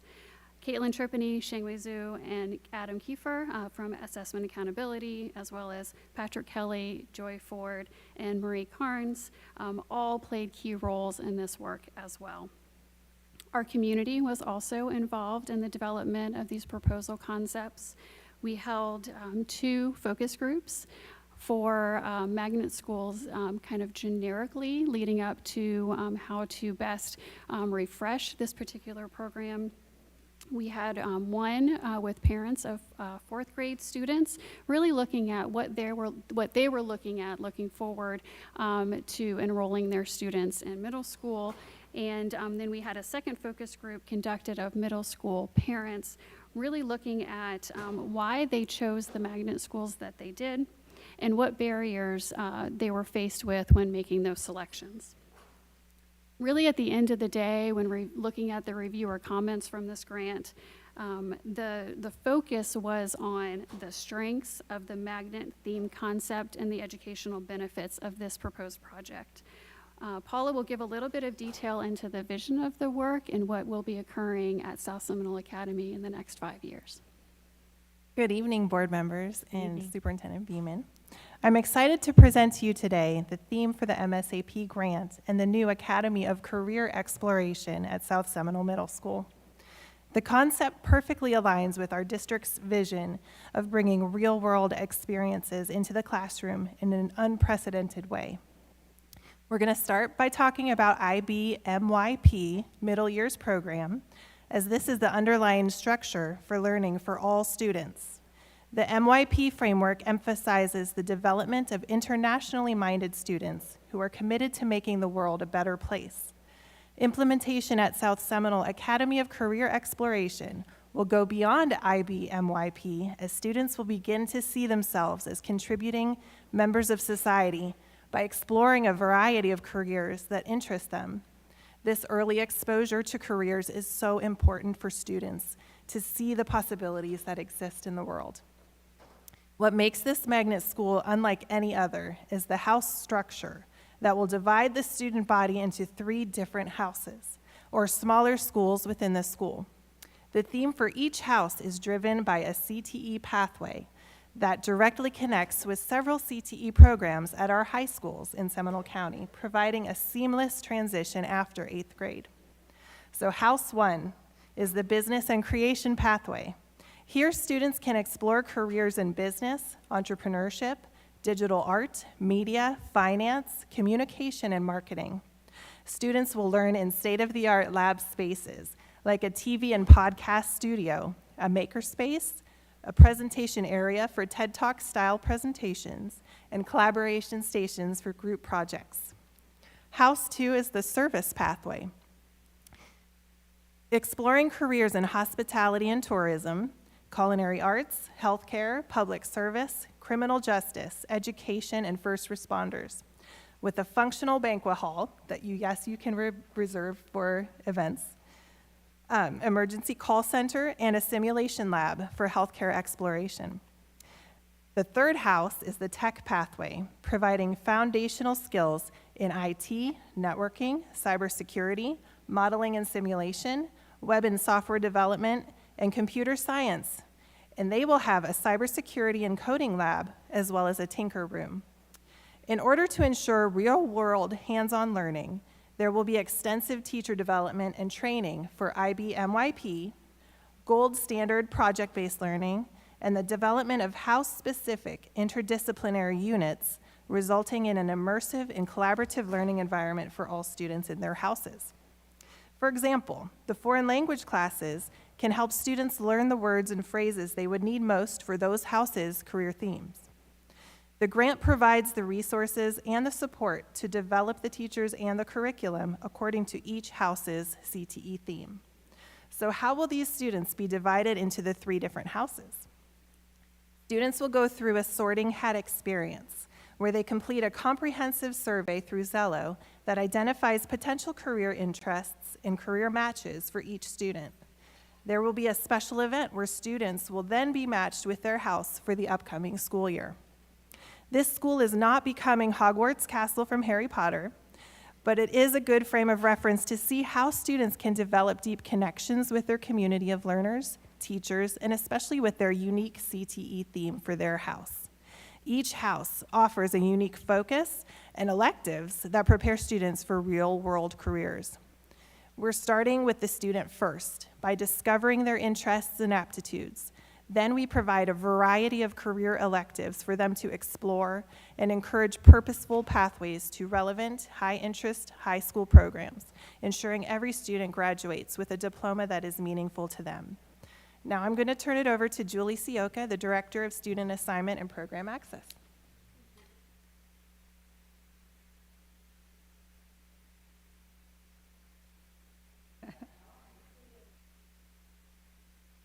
Back here to share their refinement of the magnet offerings that will enhance our pathways for school choice, provide students with further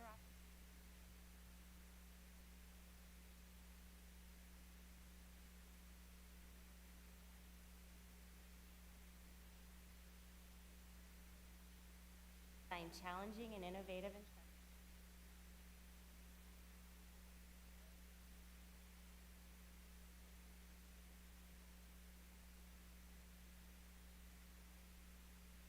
Wow, absolutely phenomenal. And before I read my recommendation to the board, would all of the members of the South Seminole Academy team please stand? Yes, please. Woo!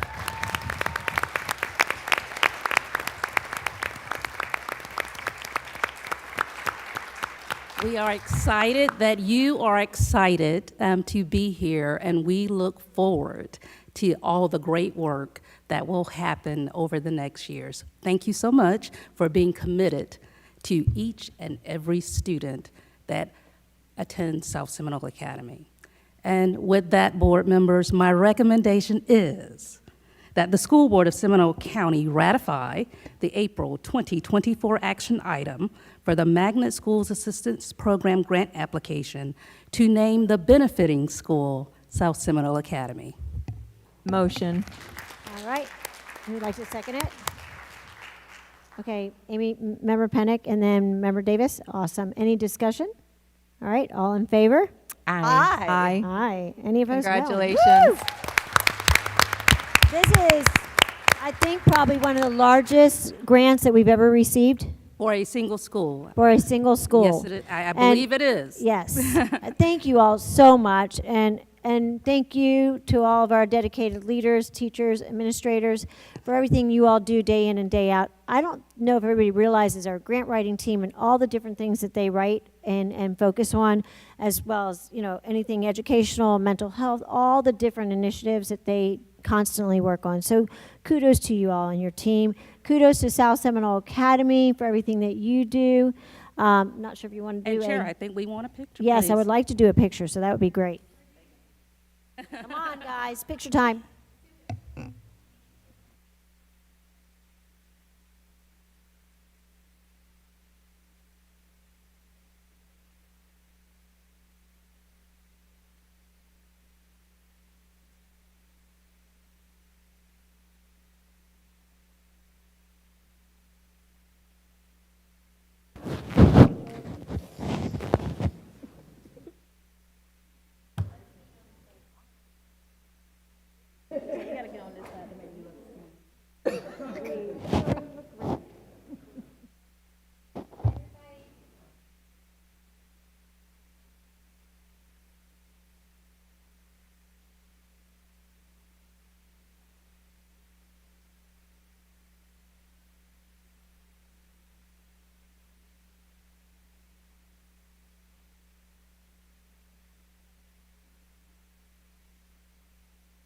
We're here if you need anything.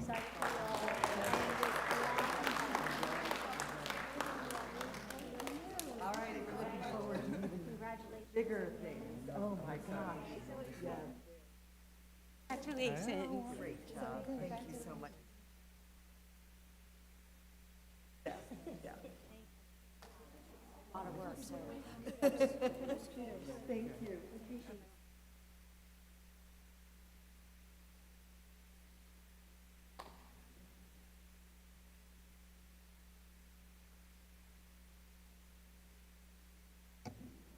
No.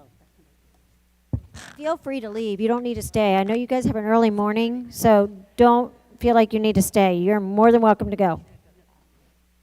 It's okay. We get it. Please. Thank you. And we appreciate everything you do day in and day out. Wow, that was amazing. And we love our celebrations and all the wonderful things that happen in our county. And it takes a village, and it's all of us working together, collaborating, compromising, refiguring things out, and that's what I love about it. So thank you for that amazing presentation. All right. So next, just Superintendent, I believe for recommendation on discipline recommendations? The student discipline hearing Yes. dispositions, we have one item, Chair. Madam and- Chair, I'm Oh, sorry, sorry. but didn't we also remove item I from consent for separate consideration? To new business. It's number, Oh, okay, yes. all right. Sorry. We're almost there, though. Okay. One more line. And so we're at the student discipline hearing dispositions, and my recommendation, Chair, is that the School Board of Seminole County approve the student disciplinary recommendations from 9/16/2024 and 9/23/2024. So moved. Second.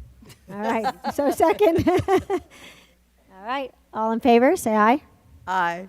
Any opposed? All right. I know Member Pennick was out. Well, she's right here. So we were just doing our discipline hearings. Did you want to? No comment? Are you in favor of it? Okay. All in favor, say aye. Aye. Any opposed? All right, motion passes unanimously. Does that help you? Thank you. All right, now we're on to new business. And Captain Shaw, there you are. Could you please come to discuss the first item of our new business?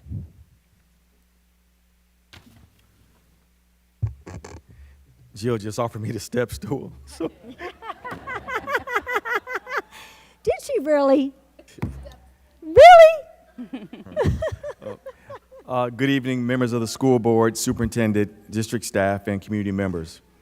As required by state statute annually, the district has completed and submitted a school security risk assessment for each school. Our top priority, as always, is ensuring the safety and security of our students, staff, and visitors across all our school campuses. These assessments, conducted in coordination with the Department of School Safety and Security, have provided valuable insight into the current state of our campus safety measures and where improvements are needed. Based on these evaluations, I am recommending that we continue our comprehensive physical security and technology enhancement plan. This plan has already made significant strides in improving campus security, but there's still work to be done to address the evolving safety needs here. Here are the key areas of focus for the upcoming year to include strategic fencing, access control, school safety technology, video management platforms, secured entryways, and radio system upgrades. These recommendations are based on a comprehensive evaluation of each campus's unique needs and vulnerabilities, as well as input from school staff and safety experts. Implementing these measures will provide the best opportunity to protect our students and staff while also fostering an environment conducive to learning. We appreciate your continued support as we work to enhance our school safety protocols. Thank you. Thank you so much, Captain Shaw. Appreciate you very much. Superintendent, do you have a recommendation? Yes, I do, that the school board of Seminole County accept the recommendation of the school safety specialist and authorizes the required submission of the information required by Florida Statute 1006.07 subsection 6 to the Office of Safe Schools. So moved. Second. Any discussion? All right, all in favor, say aye. Aye. Any opposed? All right, motion passes unanimously. Thank you so much.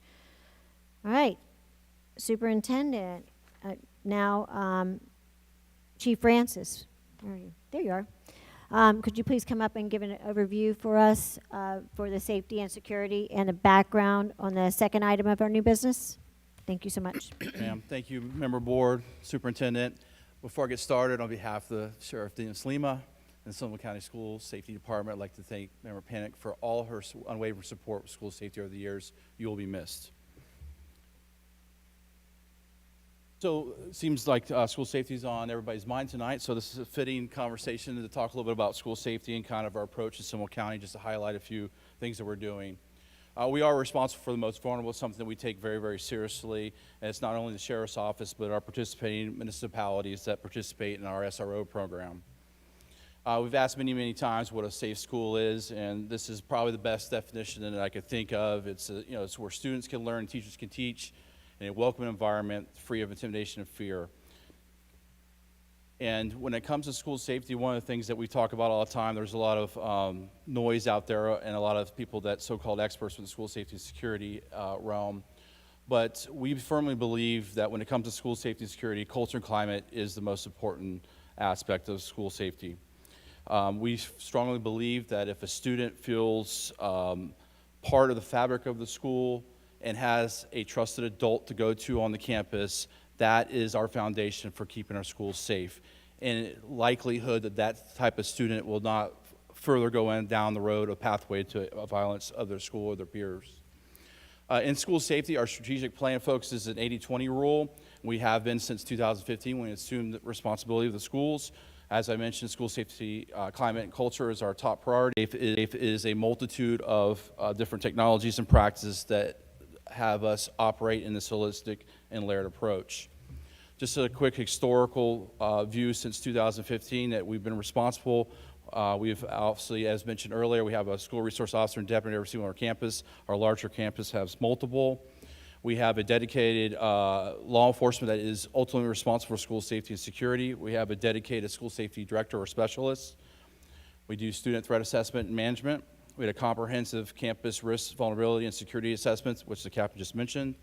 Robust emergency operation response plans, school hardening and physical security enhancements, and numerous advanced school safety technology, including mass communication, our digital threat assessment tool, critical response mapping, our IA technology we use in our IP video management systems, weapon detections, just to name a few. What's ironic is everything that we've done in our schools in Seminole County has now been duplicated around the state by state mandate after we did this, and thankfully most of this stuff is in part or fully supported by the state. One of the things that is very important to comment on when it comes to school safety is it is a constant balance. And as mentioned earlier, we are constantly leveraging school safety technology and best practices. But one of the things that we try to do is we don't want our schools to look like prisons. So we want it to be that welcoming environment that our students feel comfortable in, and our teachers feel the ability to teach and lead our academic success. Lastly, and very happy to report on, we have an action item before you today. I'm pleased to announce the City of Altamont Springs has agreed to add a weapon detection canine to our school safety umbrella. I would like to thank City Manager Frank March, who's here with us today, and Police Chief J.R. Riggs, who's not able to be here, but Deputy Chief Nichols is with us today. Thank you. We greatly support your mission to keeping our schools safe, and we believe this is another tool in our belt that will help us handle that mission for us. And that's all I have. Thank you for your time. Thank you so much. Thank you, Chief. Anybody have any questions, comments? First of all, thank you so much, and please thank our wonderful SROs and everything that they do day in, day out, because, like I said, it takes all of us working collaboratively together. All right, Superintendent? Okay, my recommendation is that the School Board of Seminole County approve the First Amendment to the SRO agreement with the City of Altamont Springs, authorizing use of a weapons detection canine, and thank the City of Altamont Springs for collaborating and always being a great partner in school safety and security. So moved. Second. Any discussion? Do we have a name yet? We're going to have you all come up in a second. All right. All in favor, say aye. Aye. Any opposed? All right, motion passes unanimously. I would love if we could get, City Manager Frank Martz up here, as well as Deputy Chief Terry Nicholas. Are you here? Yep. And Commander Ben Sprague. Are we doing it better? Yes. Senior Police Officer Chris Noble, who's our subject expert for the K-9 services. And like I said before, these kind of partnerships with our municipalities are huge. And now I'm hoping that we get the rest of the cities to do the same thing. So this is the first one. Second dog. We're moving forward.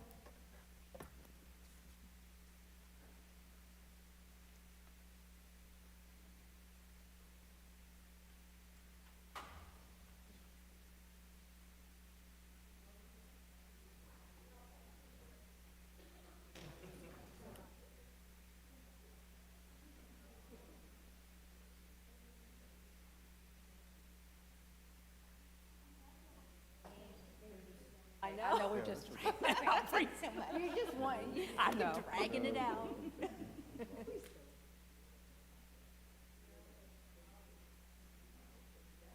Green leader.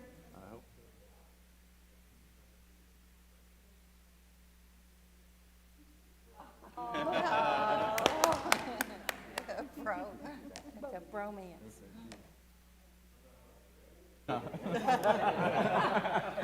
See the love here? Come on in.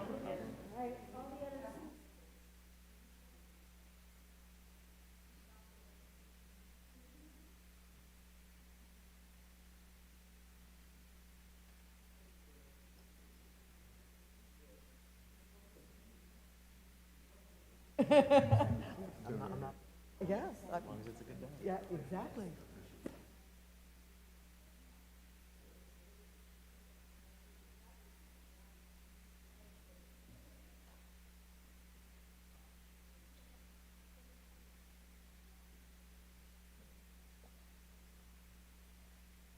So I asked for a bit of privilege.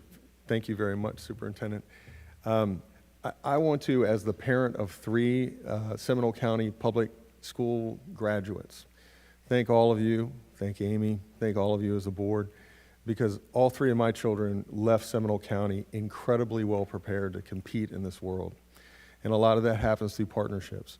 And those partnerships with the Seminole County Public School System have created the opportunities for things like the Altamont Springs Science Incubator that's had 35,000 students come through it and nearly 30 college scholarships. And those things come about only through aligning with the proper partners that have the same mission. The Sheriff's Office is one of those partners. And in fact, Robin Dellinger was the principal for one of my kids. So it's really important, I think, and I'm very proud to be part of Seminole County. It's really important to always remember that if we find the right partners and align the right way with the right mission, there's really nothing we can't accomplish. So thank you all for your partnership. Thank you. We appreciate that. We appreciate your comments and your partnership and stepping up and leading the way with the K-9 unit and our wonderful partnerships with Peralta and everything else. So thank you, you all. We appreciate you. Have a great evening. Drive safely. Thank you. All right, now we have another wonderful third item for our new business item. Superintendent, take it away.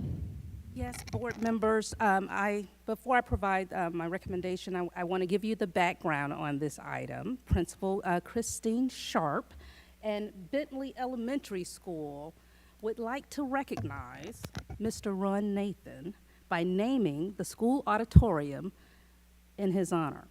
Mr. Nathan is an amazing educator and community leader. He was the inaugural principal when Bentley Elementary was first opened back in 2001, and he remained the principal for 13 years there. And during his tenure at Bentley, Mr. Nathan established a positive culture and legacy dedicated to academics, arts, and the community. The Bentley Auditorium is being upgraded with new stage lighting and a sound system, which will revitalize the music and performing program at Bentley. And so it's an ideal time to recognize an administrator who mesmerized students and adults alike by playing the saxophone before the start of student assemblies and drew their attention through both his musical ability and his charismatic demeanor.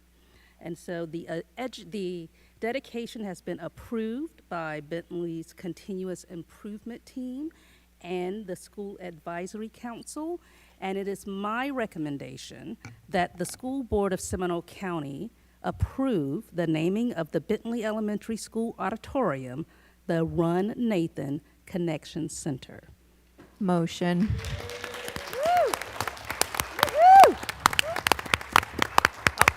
We've got a motion. Okay, well, we got to make a motion. All right, is there a motion? All right, Member Pennick made a motion. Is there a second? Any discussion? All right, with there's no discussion, now let's go ahead and have you all come up. Wait, All right. we All haven't in favor, say aye. voted. We haven't had discussion or voted Oh, yet. I know, all in favor, I thought. Discussion? Any discussion? Go ahead, discussion, go. I just want to thank the Nathan family for the trailblazing that they have done in our community, in the state, probably in our nation. It is so wonderful to have you in our community. It's so wonderful to have such strong mentors in our community that have suffered so much, but tell the story in such a way that changes the lives of our kids and the adults in our community. And I'm so very thankful that you're here. And if I may, Mr. Nathan, you and your staff were so generous. For many years, I traveled to your school, and you made time during your day for me to share stories with my Fabulous Tales to Tell, a story partner from your stage, to excite kids about language and learning. And I am so grateful now that this next generation of students will have new lights and new sound, and that the arts will continue to thrive at Bentley. And Superintendent, we have Mr. Bentley here in the house as well. If we could please recognize him. Absolutely. Mr. Bentley, why don't you come up when we're going to take a picture to celebrate this moment. So. Well, of course, we want to make sure that happens as well, yes. Two approvals. I Yes. got it. Oh, yeah. I know. Well, I doubt it. We did vote, but. No, we're having We haven't discussion. voted. We're having Okay. discussion. Oh, we're still discussion, okay. All right, go ahead. Autumn, you're still, sorry, I didn't mean to cut I'm you. done. That All was right. it. Anybody else? All right, for me, I'd just like to say thank you so much from the bottom of my heart as, an educator as well. Everything that you have done, working together collaboratively, keeping the arts alive is extremely critical. And I can't thank you enough for everything you all do for our community and the positivity that you all shine is extremely enlightening, and I just adore you all, and you're a beautiful family. So thank you again for everything, as well as Mr. Bentley and your family as well. All right. Any other comments? Discussion? All right. Let's go ahead and all in favor, say aye. Aye. Aye. Any opposed? All right. Motion carries. Vote passes unanimously. Now, come on up. Get a picture.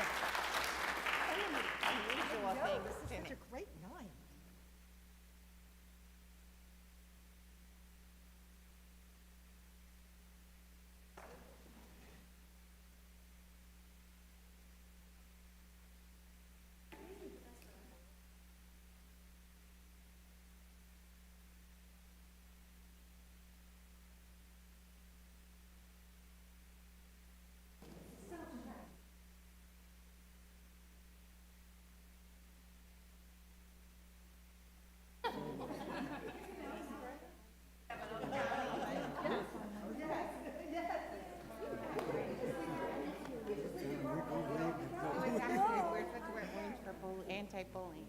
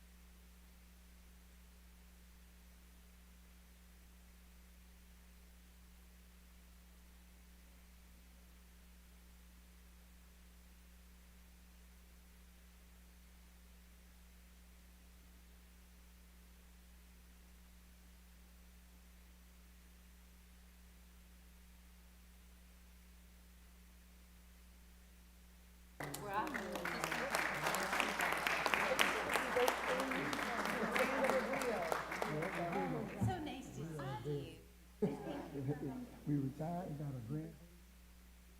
She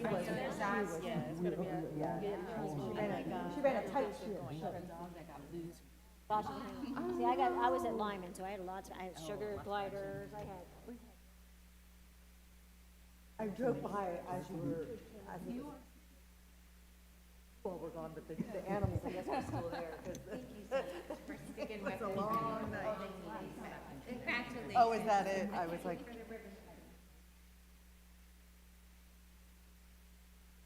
That's so low. Yeah. Oh, that would be.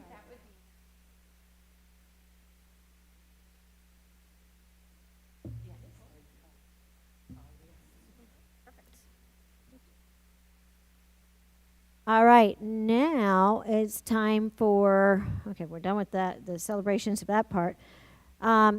Superintendent, do you have a report? I do. My report is included in the book. I do want to say thank you to our amazing community and came together, including our own SCPS employees over this last hurricane event.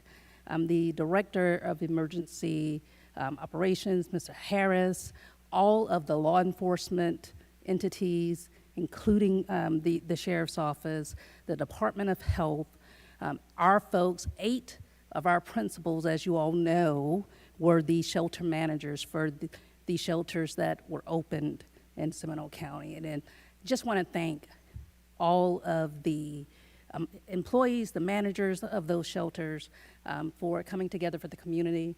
And thank you for the collaboration to our partners for making it a possibility for us to be able to do that during the time of need. So just want to say that, and everything else is included in the book. Superintendent, could I just ask one thing for clarification? Are we addressing the makeup days or just the ones that are posted? There are a number of potential makeup days that are identified in our calendar. We have not determined if 1, 2, or 3 of them will all be needed. Okay. That information will be coming. Okay, thank you much.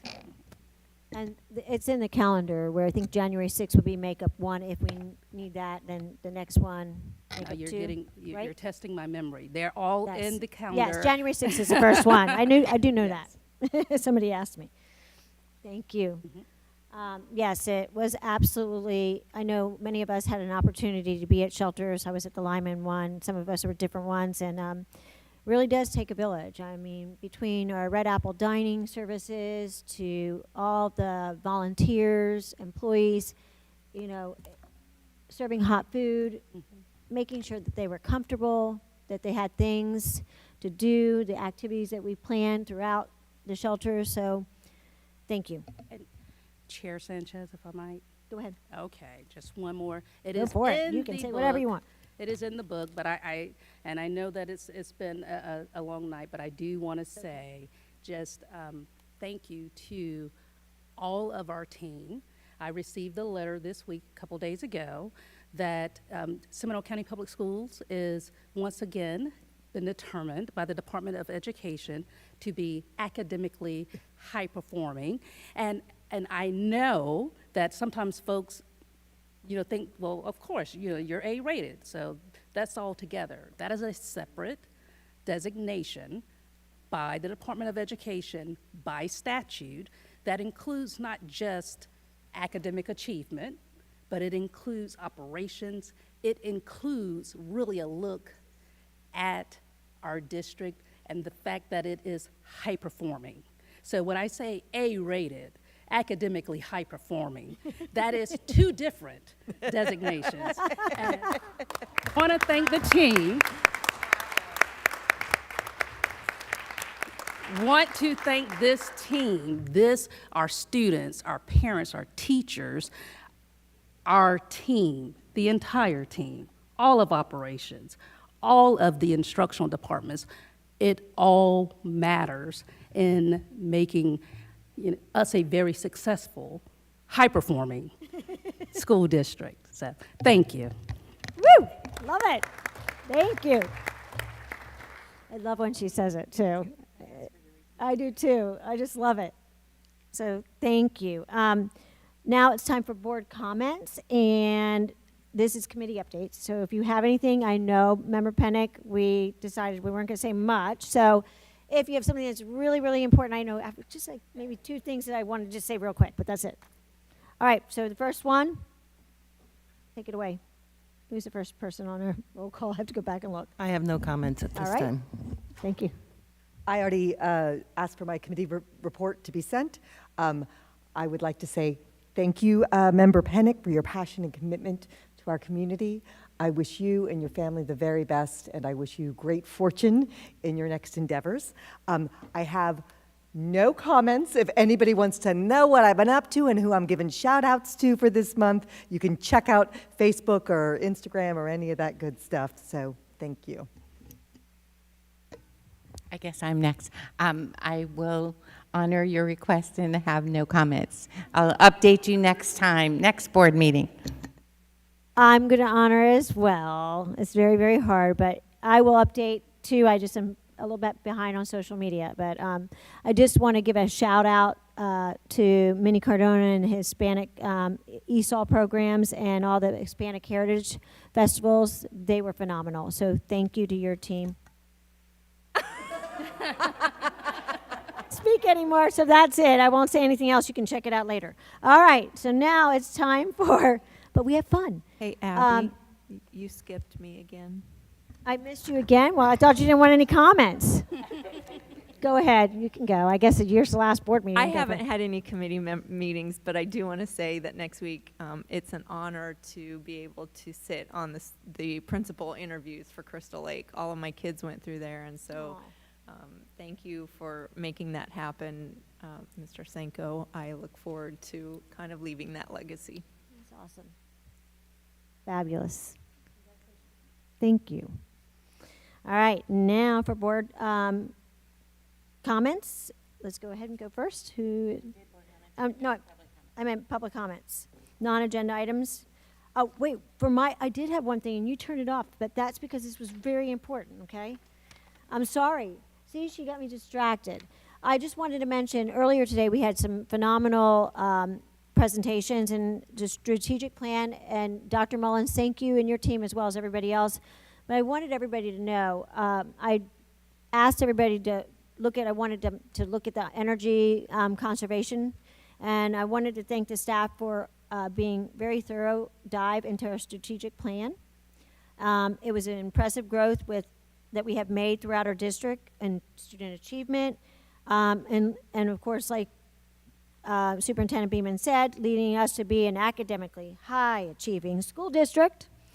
But also, we heard today that we have now have 17 identified Energy Star schools as determined by the industry standards, which, while capital investment improve indoor air quality, I just want you to know it saves a lot of energy in consumption. As a result of it, Seminole County Public Schools has saved over $1.4 million. It's a lot of money combined in electric demand and consumption savings from January 2022 to June 2024. So thank you to our great team ops. We appreciate everything you're doing, and of course everybody else.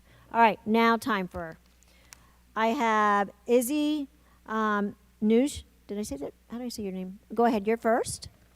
And then I have Allison Holmes after that. And then after that, I have Kelly Schumer. And then Raquel Molina.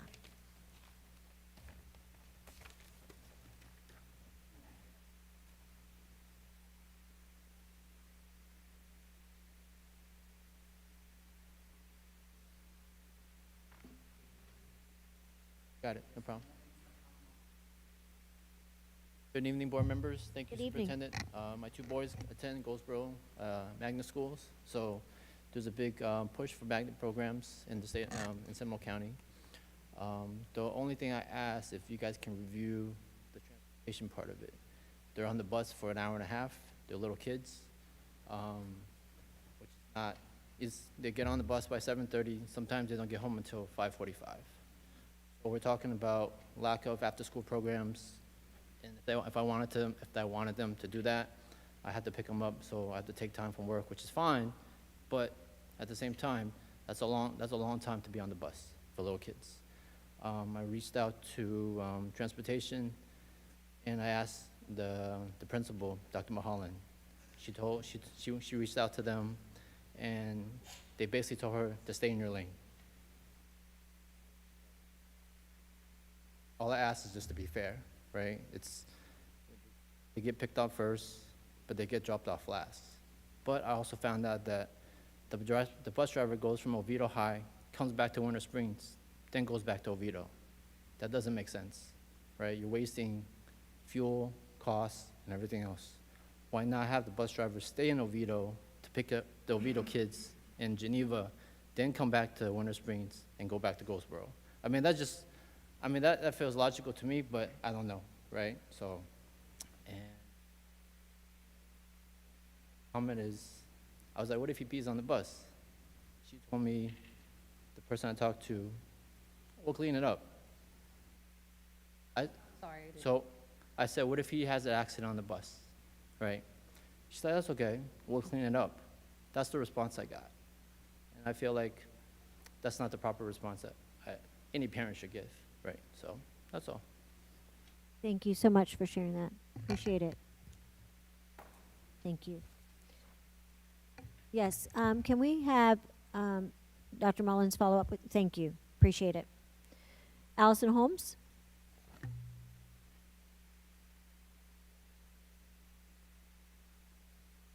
Thank you. I won't take long because I feel it's an abuse to come up on an agenda item and then a non-agenda item. My ask is to revisit the policy where people can double dip, because it's the same bad actors doing it over and over again, and I sit at home now and I lose the will to live.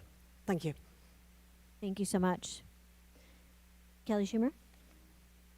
Hi.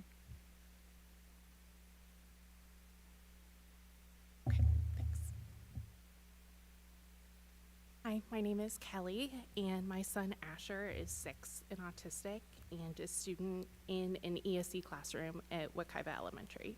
I am asking that the needs of special education students be considered during emergency planning and that they be a standard part of IEPs or 504s. During the Columbine shooting, the first student shot in the library that day was a special needs student who did not understand the social cues around him.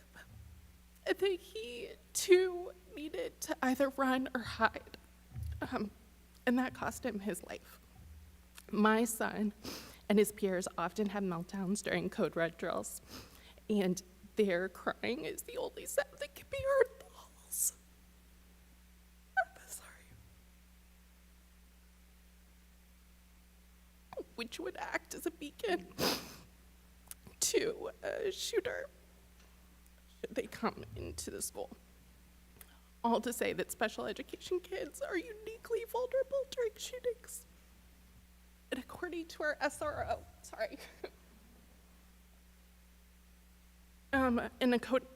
according to our SRO,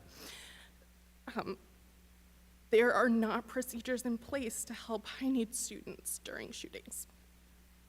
This does not even begin to touch the needs of children with mobility aids who are slower and less agile than their peers and who can be prevented from evacuating at all when their able-bodied peers drop their bags on the floor to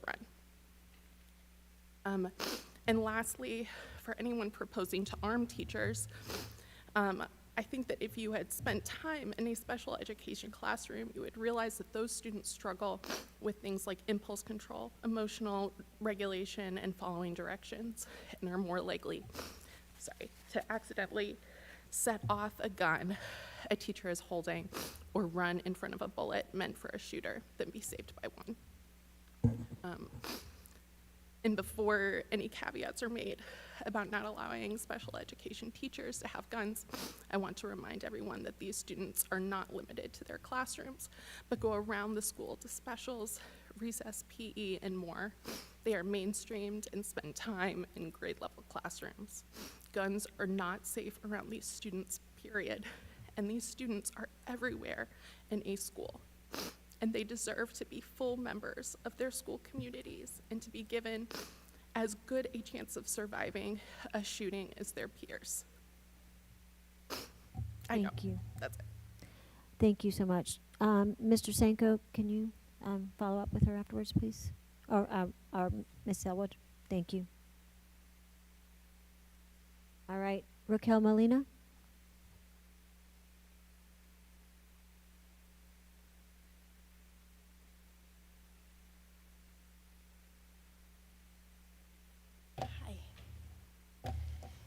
Good evening. Good I'm evening. Raquel Molina, Seminole County resident for over 25 years. I know that sharing my concerns with you all will go in one ear and out the other ear, but I will share my concerns anyways. Hopefully someone will listen, and I know someone eventually will listen.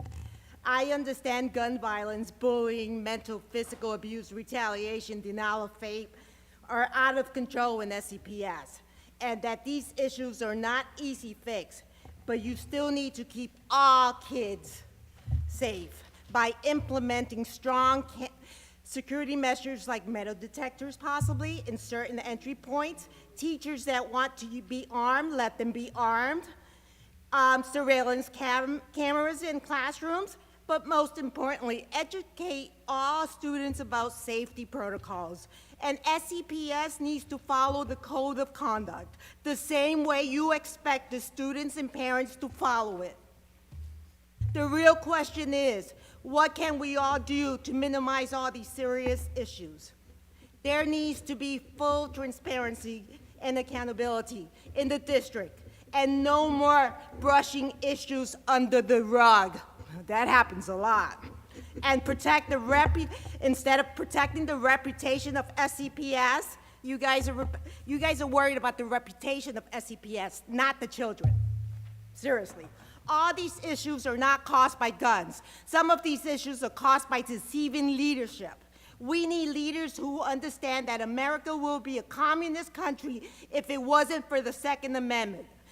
My family will keep guns, and I hope fellow freedom-loving Americans do as well, because it is necessary. My family will fight for the right of self-defense. Sadly, my friends and family in Cuba are suffering due to communism and gun control, what you guys want to do here, and that's not going to be acceptable. Thank you. Thank you. All right, with no further comments, and I just want to make sure, Amy, we're going to miss you. We love you. Wishing you the best. And it is 7:52. This meeting is adjourned. Thank you, everyone.